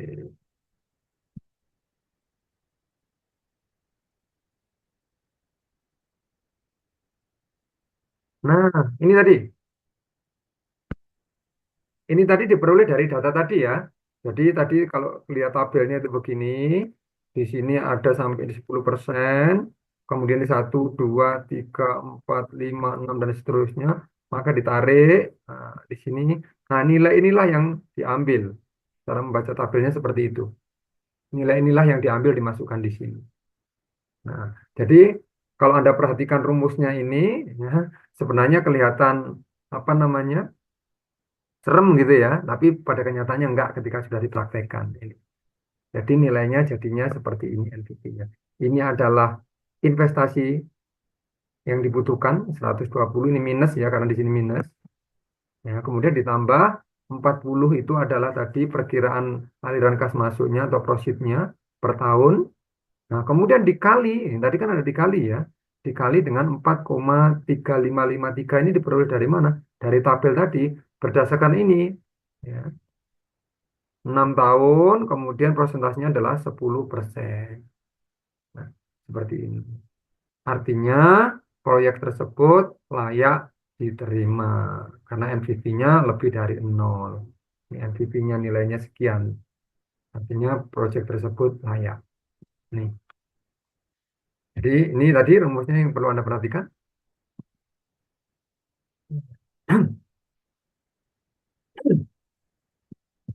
Nah, kemudian ini sekali lagi membaca tabelnya ya. Tolong diperhatikan cara membaca tabelnya tadi. Di sini ada periodenya, kemudian di sini ada prosentasenya. Persentase itu yang ke kanan, periode itu yang ke bawah. Kalau di sini ada 6 tahun, lihat dulu 6 tahunnya ke bawah, kemudian 10%, artinya yang ke kanan 10%. Titik temu antara masanya 6 tadi dan 10% itulah yang dimasukkan di sini. Dimasukkan di NPV-nya tadi. Ini cara menghitung NPV-nya. Lanjut ya. Oke, baik, saya lanjutkan. Ini contoh menghitung NPV bila ada lagi sekarang ya. Profitnya aliran kas masuk tiap tahunnya tidak sama. Kalau yang ini tadi semuanya sama. Kalau yang ini semuanya sama tadi. Dianggap ini 40 juta per tahun. Bagaimana kalau tidak sama? Artinya dari tahun 1, 2 sampai tadi masanya 6 tahun itu tidak sama. Ya, kayak metode cara penghitungan yang PP tadi. Di awal kan ada PP ya. Ini. Maka yang perlu Anda perhatikan ya, seperti yang Anda lakukan di model PP, ya, model PP, tapi ini menggunakan model NPV. Jadi 120 awal minusnya gini ya, ini adalah tahun pertama, aliran kas masuknya, tahun kedua, tahun ketiga, tahun keempat, tahun kelima, sampai tahun keenam. Karena memang tadi masihnya 6 tahun. Nah, otomatis seperti ini, perhatikan. Total PV dari prosetnya, nah ini kalau Anda menggunakan apa namanya Excel itu lebih gampang ya untuk NPV-nya itu mencarinya. Tinggal dicari, diketikkan rumus begitu NPV sama dengan ini.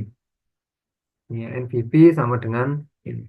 C2 itu maksudnya ini ya, kolom C, nah baris kedua ini 10%-nya ini. Ini dimasukkan di sini. Titik koma, nah mana prosesnya dari sini ke sini? Prosesnya ya dari sini ke sini C5 sampai C10 ini titik koma atau koma tergantung dari settingan komputernya masing-masing. Nah, langsung seperti itu. Kemudian berikutnya lagi, nah ini penghitungan dari yang namanya C4 tadi ya. Perhitungannya di sini minus 120 tadi, ini 120 di ABS-kan, absolutkan. Ini maksudnya adalah menghilangkan yang namanya positif atau negatifnya. Sehingga nanti selisihnya akan ketahuan. 161 dikurangi 120 jadinya adalah 41 sekian ini. Nah, saran saya kalau Anda ingin lebih cepat ya gunakan Microsoft Excel. Kalau nggak mau menghitung satu persatu menggunakan rumus yang manual tadi. Nah, menggunakan rumus yang manual tadi satu persatu membutuhkan waktu lama. Tapi kalau Anda menggunakan Excel langsung seperti ini. Nah, menggunakan seperti itu. Nih. Nah, proyek tersebut layak diterima karena NPV-nya lebih dari 0. Ini kalau menggunakan NPV akan tetapi profitnya aliran kas masuk tiap tahunnya tidak sama. Rumusnya pakai ini kalau di Excel cepat menghitungannya. Sebenarnya kalau ini tidak mau menggunakan absolute nih ABS ini, maka ya nanti di sini nggak perlu pengurangan ya justru ditambahkan ini dengan ini. Maka jadinya juga akan sama. Jadi saya menggunakan Microsoft Excel. Nanti kalau Anda mau coba di rumah, silakan menggunakan Microsoft Excel atau menggunakan spreadsheet ya sama. Ini penghitungan NPV. Kemudian saya lanjutkan, berikutnya adalah menggunakan Profitability Index atau PI. Nah, jadi macam-macam ya. Tadi ada yang menggunakan PP, payback periodnya, kemudian NPV, kemudian di sini ada menggunakan PI. Nah, di sini kalau Anda perhatikan, nah, kalau menggunakan namanya PI, ini ada yang namanya di sini kas masuk dan kas keluarnya. Artinya profitnya dan outlay-nya ini dibedakan begitu ya, dibandingkan. Ini profitnya kalau di sini nilai sekarang kas masuk di masa yang akan datang, kemudian outlay-nya nilai sekarang investasi. Kalau PI-nya lebih dari satu atau positif, maka layak. Kalau P1-nya kurang dari satu atau negatif, maka tentunya ini investasinya tidak layak atau ditolak.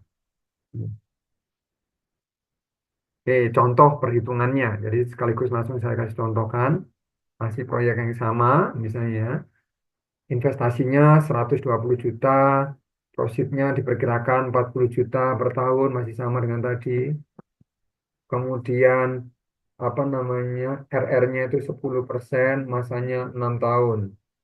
Anda perhatikan untuk menghitung apa namanya PI-nya ya.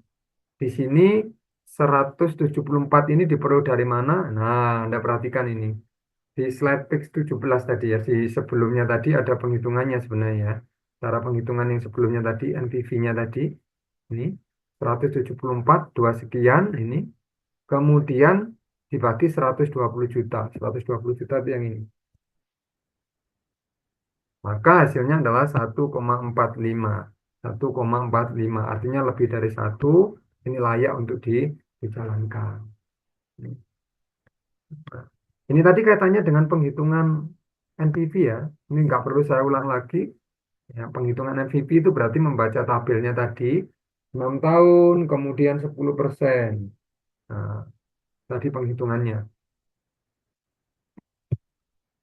Oke, lanjut lagi. Kalau ini tidak sama setiap tahunnya, nah, hampir sama juga penghitungannya ya, dengan yang tadi, P1-nya, penghitungannya hampir sama.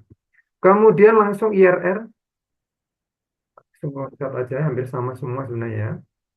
Nah, perhatikan di sini internal rate return-nya, ya, merupakan metode penilaian inflasi untuk, perhatikan ini, mencari tingkat bunga.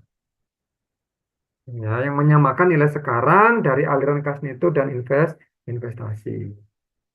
Ini IRR berarti ini return ya, returnnya pengembalian tingkat suku bunganya, tingkat bunganya bagaimana ini? Ini masih terkait dengan NVP juga gitu ya, menghitung IRR ini. Ini biasanya datanya juga dari NPV juga. Ya, kalau Anda perhatikan tadi NPV tadi sama dengan minus gitu ya, minus IO dan sebagainya tadi. Ya, di sini hampir sama kurang lebih, cuman di sini adalah justru menghitung nilai apa namanya IRR-nya, bunganya. Rumusnya kurang lebih seperti ini. Kemudian langsung dicontohkan aja biar gampang menghitung rumusnya. Ini. Nah, sama proyeknya seperti tadi. Per tahun selama 6 tahun berapa IRR-nya. Nah, ini tadi penghitungannya. Ya. Karena ini dianggap sama, ya, sama tiap tahunnya, maka Anda bisa menggunakan ini. Periodenya setiap tahun 40 juta sebanyak sampai 6 tahun. Ya. Rumusnya, ya, silahkan Anda gunakan Microsoft Excel. Ya, cukup menggunakan namanya IRR. Nah, tadi NPV langsung NPV begitu. Nah, ini adalah IRR. Nah, ini menggunakan namanya IRR. Artinya IRR itu diperoleh dari mana? Dari sini. C4, kemudian sampai dengan C10. Nah, ini semuanya. Dari mulai inisial investmentnya dari sini, IRR-nya dicari langsung ketemu sekian. 0,2429 artinya 24,29%. Ya, 24,29%. Ini untuk mencari yang namanya IRR. Ya. Kalau pakai manual bagaimana? Silakan dimasukkan di rumusnya tadi secara manual. Maka nanti juga akan ketemu seperti ini. Tapi kalau sekarang sudah banyak aplikasi yang bisa digunakan, maka saran saya adalah gunakan aplikasi. Baik mencari NPV, baik mencari IRR, dan sebagainya. Boleh pakai IE, ya boleh aja. Tapi kalau pakai IE, ya biasanya Anda harus memahami dulu aja, dipahami dulu Jadi biar nanti meskipun pakai IE Anda tetap paham. Ya, boleh menggunakan IE tapi dipahami dulu ya. Seperti itu. Ada pertanyaan terkait IRR?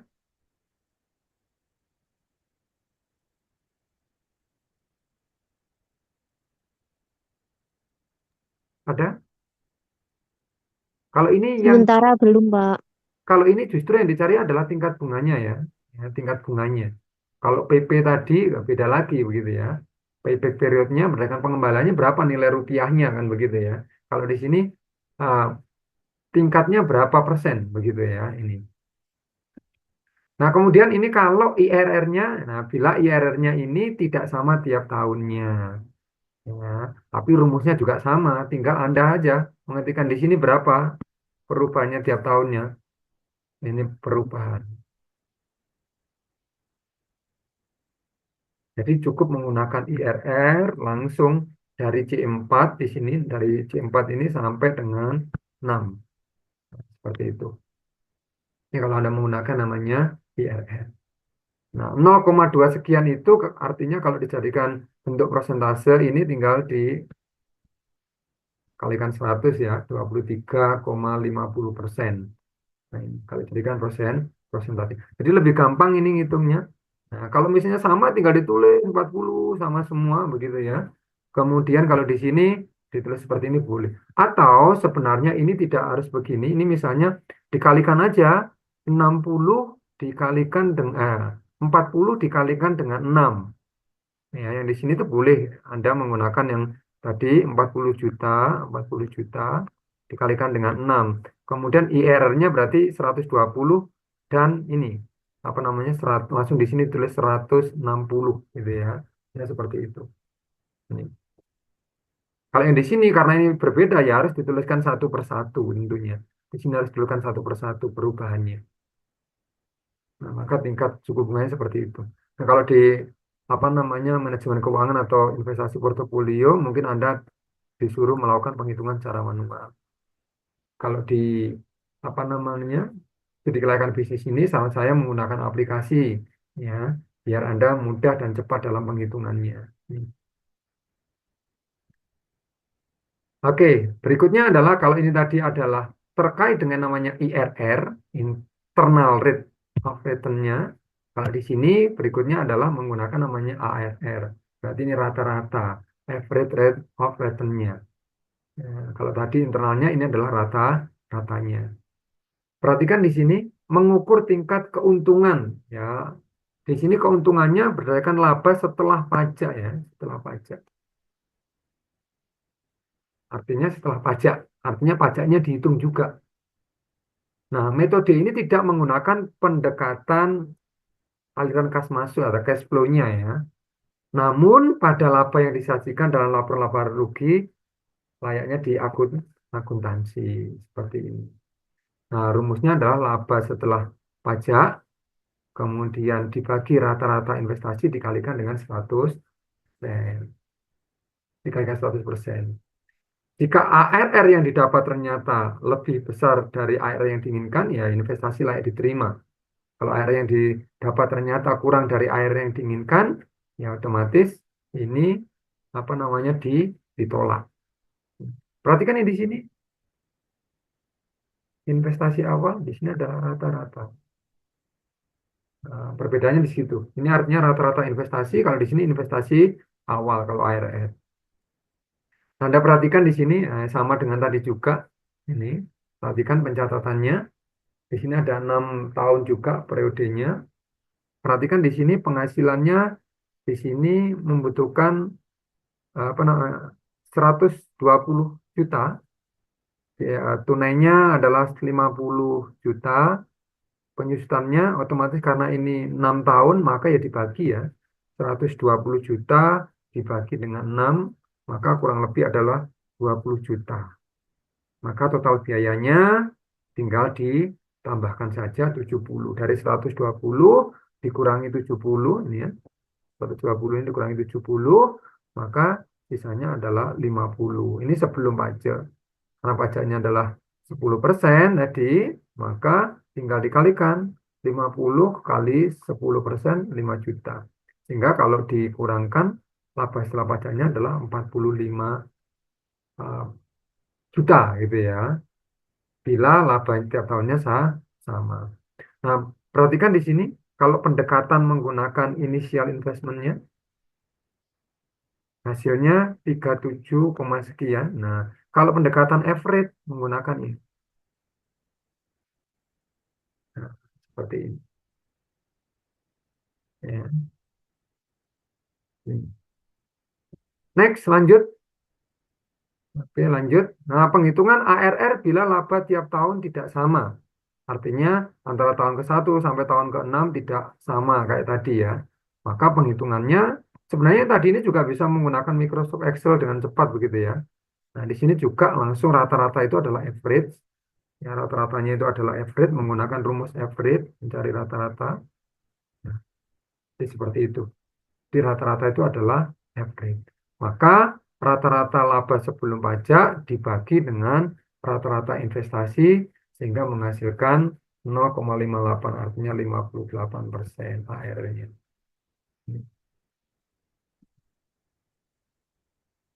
Oke, ada pertanyaan di sini? Andai kan nanti Anda mengerjakan ini, sekali lagi saran saya biar cepat itu gunakan di Microsoft Excel atau spreadsheet ya. Ya, biar cepat dalam penghitungannya. Nah, kalau nggak mau ya manual. Misalnya ini mencari rata-ratanya berapa, ya berarti ini tinggal ini ditambah ini. Oh, sorry. Ini ditambah ini, ditambah ini, ditambah ini, ditambah ini, dibagi 1, 2, 3, 4, dan 5, 6, gitu, dibagi 6, nah gitu ya. Itu rata-ratanya, nyari average-nya. Tapi kalau Anda menggunakan Microsoft Excel atau yang lainnya, tinggal tulis saja rata-rata, average, gitu. Kalau manual boleh, tinggal dijumlahkan, kemudian dibagi periodenya. Periodenya tadi 6 tahun, berarti totalnya ini dibagi 6. Nah, kemudian nanti dibagi lagi dengan rata-rata investasi.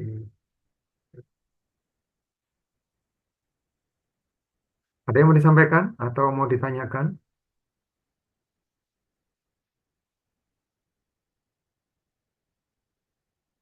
Nggak ada ya?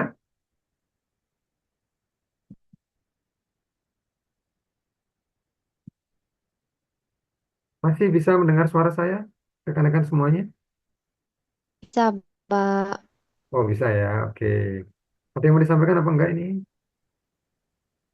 Untuk sementara belum kayaknya, Pak. Masih Ada belum, yang Mbak. belum, ya, ada yang belum pernah menggunakan Microsoft Excel atau spreadsheet sama sekali? Sudah. Udah Sudah ya, udah pernah ya. pernah, Pak. Sudah, Dari Pak. Sudah, rata-rata Kak. kemudian jumlah itu bisa ya. Insya Allah bisa, Pak. Oke, oke, baik. Kalau begitu, langsung saya lanjutkan kembali. Next. Nah, kita akan berbicara terkait dengan biaya modal atau cost of capital-nya. Nah, biaya ini adalah biaya yang dikeluarkan oleh perusahaan untuk mendapatkan pendanaan. Jadi kalau biaya modal atau cost of capital ini ya biaya yang dikeluarkan oleh perusahaan untuk atau guna mendapatkan pendanaan. Nah, yang perlu dipahami ya COC-nya ini perusahaan ingin melakukan investasi dengan cara mendirikan bisnis baru.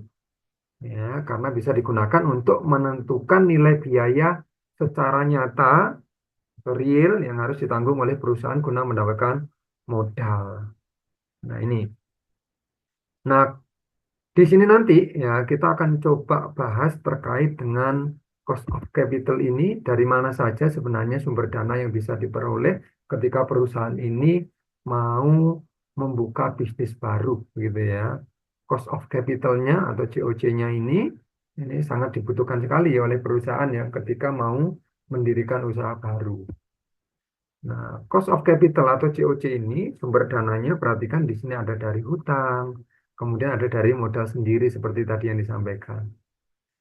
Contoh hutang itu adalah salah satunya mengeluarkan obligasi atau langsung hutang kepada bank. Nah, kalau obligasi tentunya ya nanti biaya bunga obligasi ya, membayar biaya bunga obligasi. Kalau hutang bank tentunya biaya bunga dari bank itu sendiri. Nah, kemudian kalau modal sendiri ya bisa berupa saham, kemudian saham biasa atau saham preference ya. Ini berupa hasilnya nanti dividen.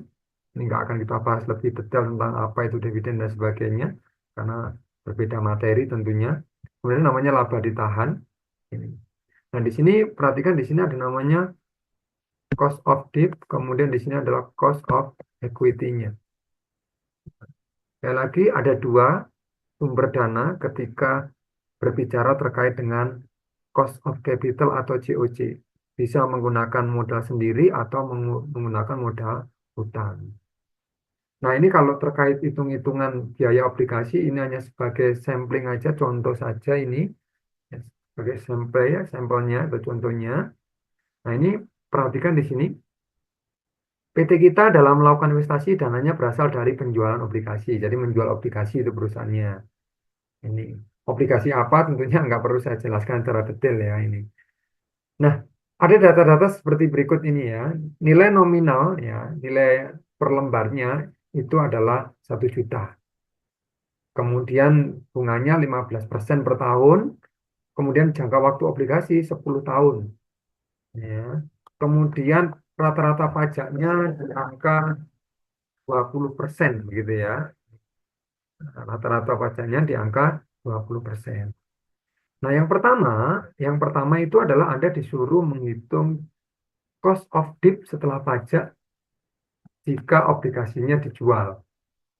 Ya, kemudian yang B-nya setelah pajak jika obligasinya kita jual tadi dijual 940, yang ini adalah 1 juta dan yang C adalah 1.050.000 begitu. Perhatikan rumus di bawah, ini sebelum dan sesudah pajak. Ada sebelum dan sesudah pajak. Ya. Biaya hutang jangka panjang atau obligasinya sebelum pajak itu KB. Ini sebelum pajak, kalau ini sesudah pajak. Nah, I di sini adalah besarnya bunga obligasi yang harus dibayar. Kemudian N, ya, N-nya di sini, N besarnya, itu nilai hutang jangka panjang atau obligasi yang diterima pada akhir masanya atau akhir umurnya gitu ya. NP-nya, NP di sini, NP, ini adalah penerimaan bersih obligasi dari penjualan. Jadi NP itu penerimaan bersihnya. Kemudian N yang apa namanya besar tadi, ini bisa dikatakan usia obligasi, T-nya adalah tingkat pajak. T-nya itu adalah tingkat pajak, manakala itu setelah pajak.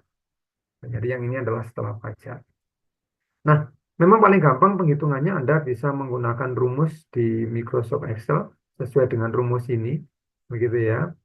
Contohnya yang A, kalau Anda disuruh menghitung cost of debt setelah dan sesudah pajak, gitu ya.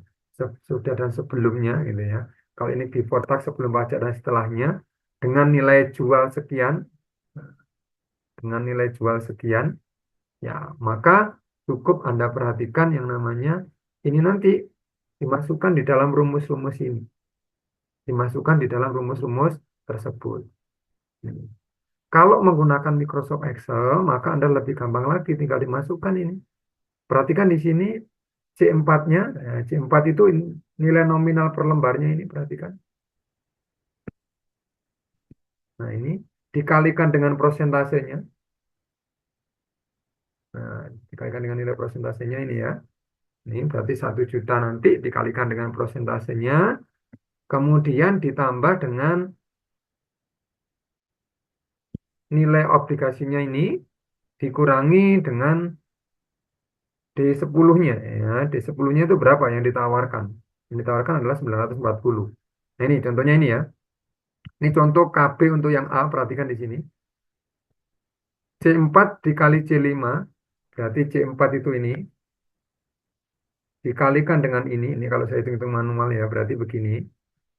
Berarti ini 1 juta dikalikan 15%. Nah, begitu ya. Ditambah dengan, nah, 1 juta tadi lagi. 1 juta. 1 juta. Ya, dikurangi. Ya, dikurangi berapa ini? Nilai yang ditawarkan ini, obligasi yang terjualnya ini. Nah, dikurangi 940.000. 940.000, begitu ya. Ini. Kemudian dibagi. Nah, ini kalau manualnya begitu ya. Nah, dibagi dengan berapa? Ya, D10-nya tadi, ini nilai nominalnya ini berarti 940.000 gitu. Ya, 940.000 ditambahkan dengan 1 juta tadi. 1 juta, ini nggak cukup ya karena ya. Ditambahkan dengan 1 juta, kemudian dibagi dengan ini. Apa itu namanya? 2 ya. Seperti itu. Nah, nanti hitung-hitungannya seperti itu. Tapi kalau menggunakan Microsoft Excel bisa bisa langsung begitu ya. Kalau menggunakan Microsoft Excel. Ini 2 ini dari mana? 2 ini sesuai dengan rumus yang ada di sini. 2 ini sesuai dengan yang ada rumus di sini. Di 2. Itu cara penghitungannya. Tapi kalau Anda menggunakan aplikasi Microsoft Excel bisa langsung begini. Bisa langsung dijalankan. Nah, bagaimana yang KD-nya tadi? KD itu tinggal untuk mencari KD ini harus ketemu KB dulu ya. Jadi nggak bisa loncapi. Kalau KD itu harus ketemu KB dulu. Tinggal aja dimasukkan tadi. Ya, nilainya berapa, kemudian dikalikan dengan 1 dikurangi dengan pajaknya tadi berapa. Nah, kalau di sini tadi pajaknya adalah ini 20%. Maka nanti ini 1 dikurangi 0,2 begitu. C3-nya nilainya dari tadi, ini berarti ya, nilai hasil dari rumus ini tadi. Maka C3-nya kali 1 min C7. Hasilnya adalah persentasenya ini. Jadi seperti itu cara penghitungannya. Ada yang tanyakan untuk yang ini, biaya obligasi?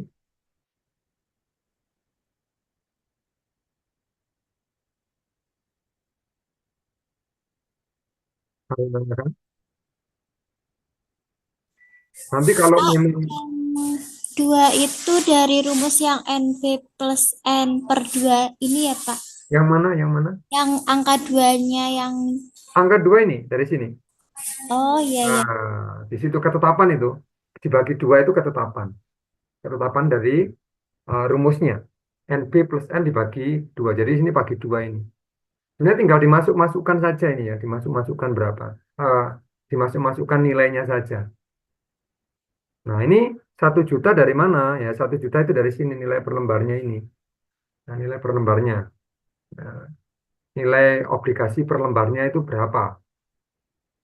Kemudian 900 ya benar, 940.000 ini, 940.000 itu di sini, dari sini. Pengambilannya dari situ. Obligasinya dijual 940. Patokan awalnya adalah 1 juta. Nah, di sini, perhatikan ini 940 ini. Sesuai dengan rumus yang ada di sini.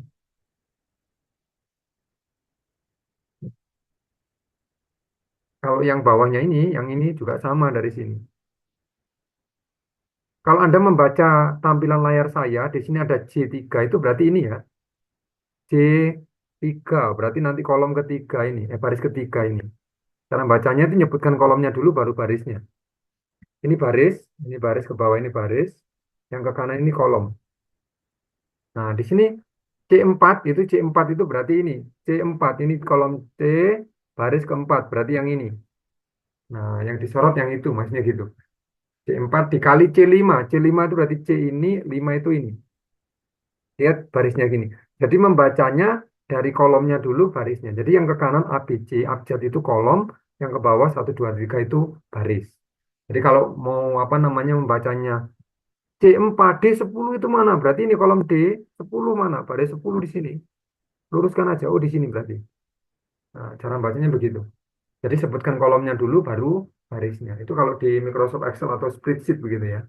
Seperti itu cara membacanya. Ada lagi yang mau ditanyakan? Nah, saran saya nanti ketika Anda di rumah Anda begitu ya, silakan bisa dicoba ini Anda salin ke Microsoft Excel, dicoba rumus ini. Ya, silakan Anda coba rumus ini. Disalin ke Excel, kemudian dicoba rumus ini. Ya, rumus-rumus yang sudah disampaikan. Ada yang mau disampaikan? Ada yang mau ditanyakan?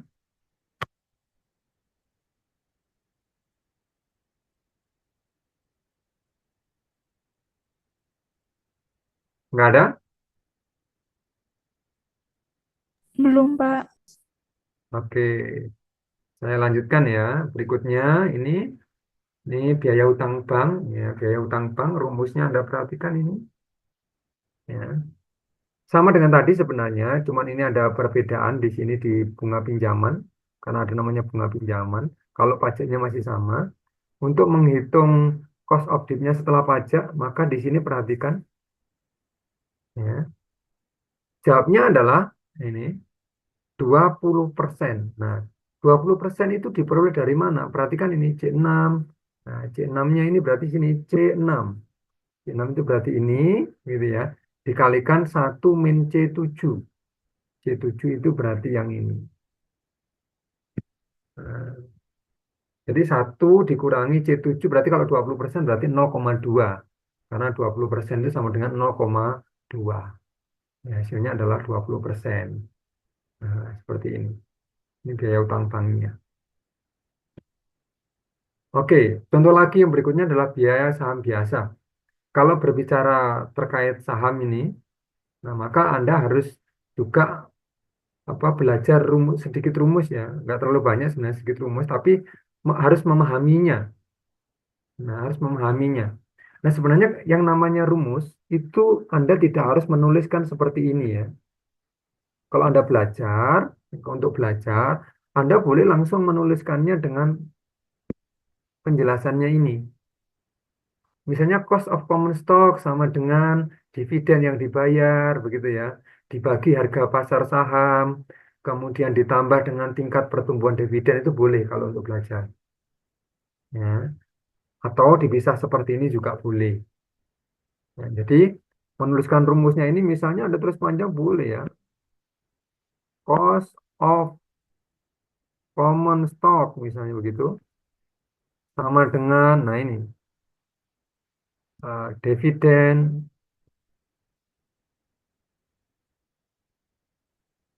yang dibayar. Yang gini ya. Terus dibagi harga pasar saham. Nah, kemudian ditambah dengan tingkat pertumbuhan. Terus begini aja nggak apa-apa. Artinya nanti biar tahu di sini cara mengerjakannya bagaimana.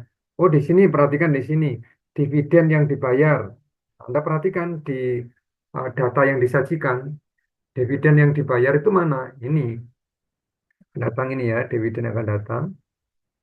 Ini kelihatan ya. Oke. Kemudian harga pasar. Nah, harga pasarnya estimasinya ini. Tinggal dimasukkan aja rumus-rumusnya.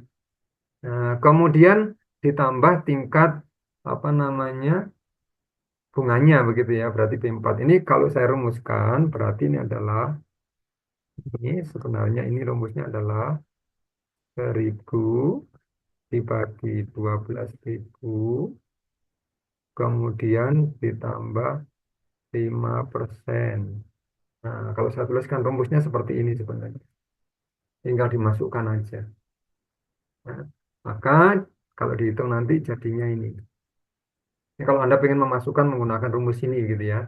Langsung 1.000 dibagi 12.000 ditambah 5%-nya. Jadi menghitungnya seperti itu. Nah, kemudian ini yang kedua, nah dengan menggunakan rumus ini juga sama. Ya, Anda bisa memasukkan menggunakan cara seperti yang saya sampaikan atau menggunakan Microsoft Excel. Ini kenapa saya lebih cenderung menggunakan Microsoft Excel ya tujuannya biar penghitungannya lebih cepat dan lebih akurat begitu.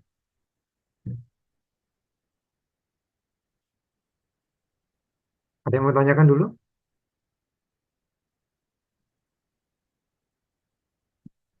Nggak ada ya?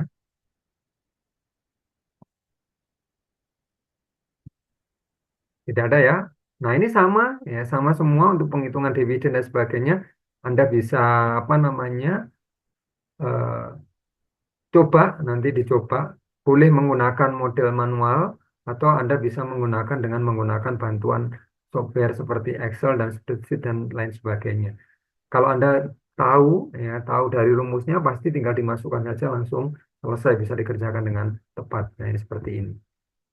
Nah, itu mungkin untuk pertemuan hari ini yang bisa saya sampaikan begitu ya. Ada yang mau ditanyakan dulu?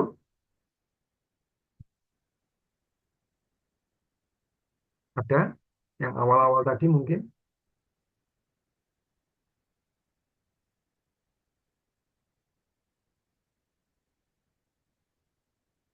Nah, kamu yang hadir hari ini berapa ini ya? Saya belum cek ini.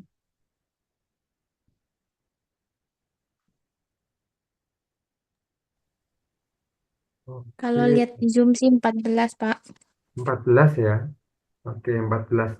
Anda sudah mendapatkan link untuk ini ya, apa namanya mengisi apa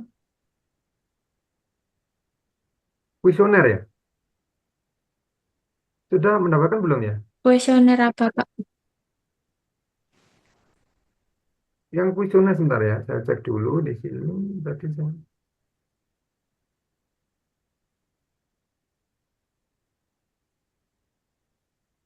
saya cekkan dulu. Kuesioner yang mana ya, Pak? Sebentar, sebentar. Cek dulu ada info tadi.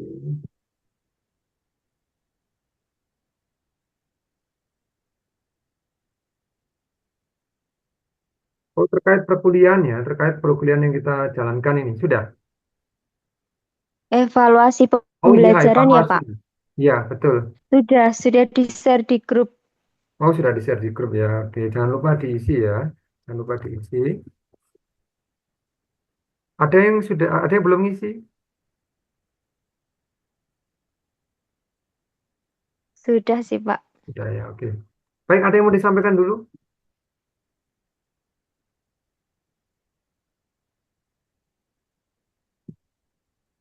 Mbak Esi, Mas Angga mungkin.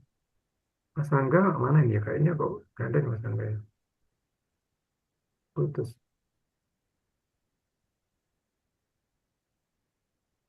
Mbak Bella, Mbak Widya, ada yang mau disampaikan?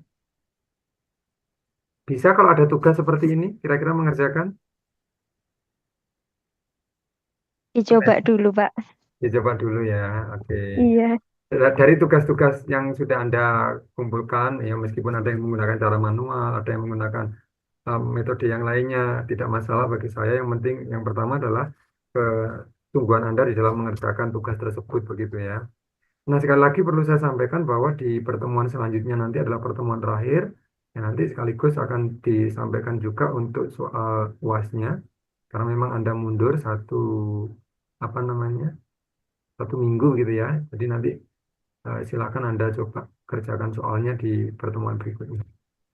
Kalau ada hal yang kurang jelas nanti bisa juga dikonfirmasi ya di pertemuan selanjutnya atau mungkin bisa WA secara langsung begitu ya. Kalau sudah nyoba-nyoba ternyata menemukan kesulitan, silakan. Mohon maaf kalau misalnya WA tidak bisa langsung saya jawab juga secara cepat begitu ya.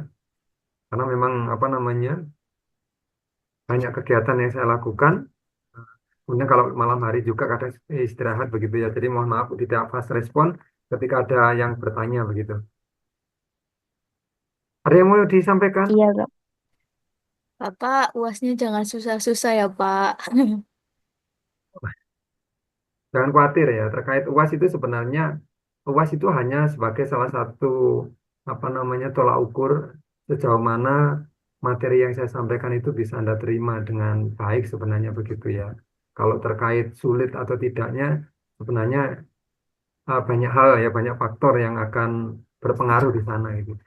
Saya yakin Anda bisa menguasai semuanya ya untuk materi UASnya nggak ada yang susah, nggak ada yang susah ya. Ini Apalagi sekarang sudah ada bantuan AI begitu ya dan sebagainya, saya pikir Anda sudah bisa mengerjakan dengan baik.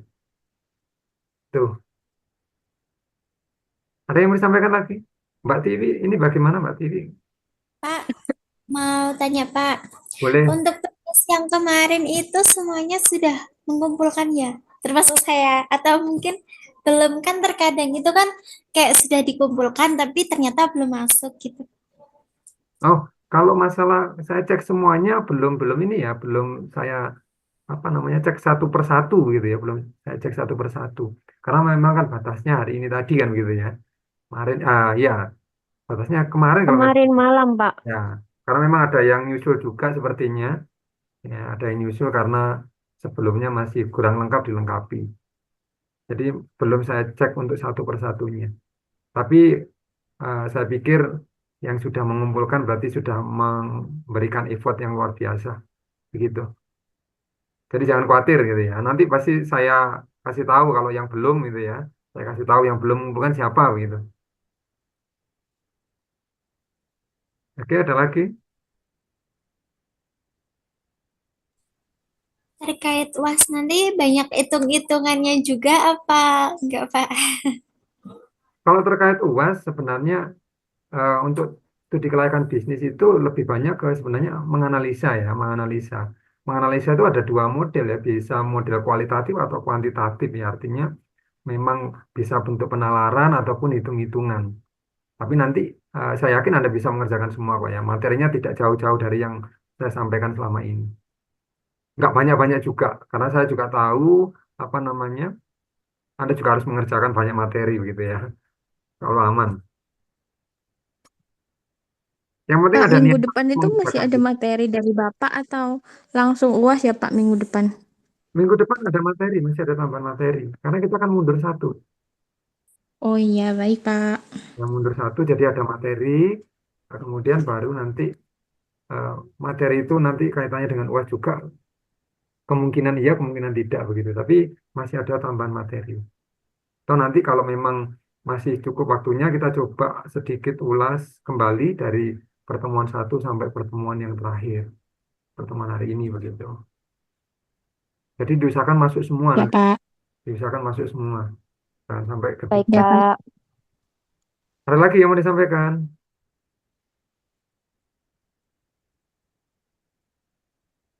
Ini Mas Angga sepertinya kok nggak kelihatan nih saya.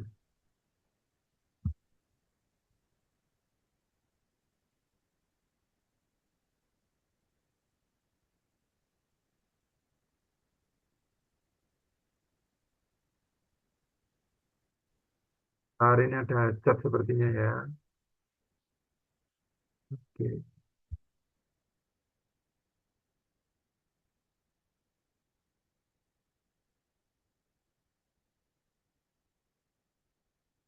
Oke, untuk apa namanya Mas Gangsar ini ya. Tidak apa-apa Mas, yang penting sudah, ini Pak Gangsar atau Mas Gangsar ya. Tidak apa-apa, yang penting sudah ada niatan untuk mengumpulkan ya. Terima kasih sudah ada niatan untuk mengumpulkan Mas Gangsar karena memang ada kegiatan event dan sebagainya yang menggunakan POM. Itu.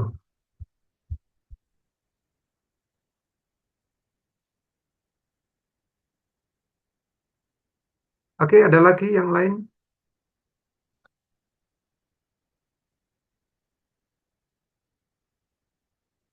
Sepertinya itu dulu sih, Pak. Itu dulu ya. Oke, Ya. baik. Oke, mohon maaf karena memang suara saya nggak begitu maksimal karena sebenarnya memang hari ini saya tadi tidak masuk kerja begitu ya karena masih kondisi tidak fit tapi alhamdulillah bisa menyampaikan materi sampai jam setengah 9 ini. Jadi untuk perkuliahan hari ini mungkin saya akhiri sampai setengah 9 tidak masalah ya karena materinya juga sudah habis. Nggak apa-apa, Pak. Oke, baik. Terima kasih yang sudah hadir di pertemuan hari ini. Semoga apa yang saya sampaikan itu bisa Anda terima dengan baik. Kemudian Anda kelak menjadi orang sukses semuanya ya. Terima kasih. Amin. Amin, Pak. Amin. Assalamualaikum Amin. warahmatullahi wabarakatuh. Saya kembalikan lagi ke Mbak Desti.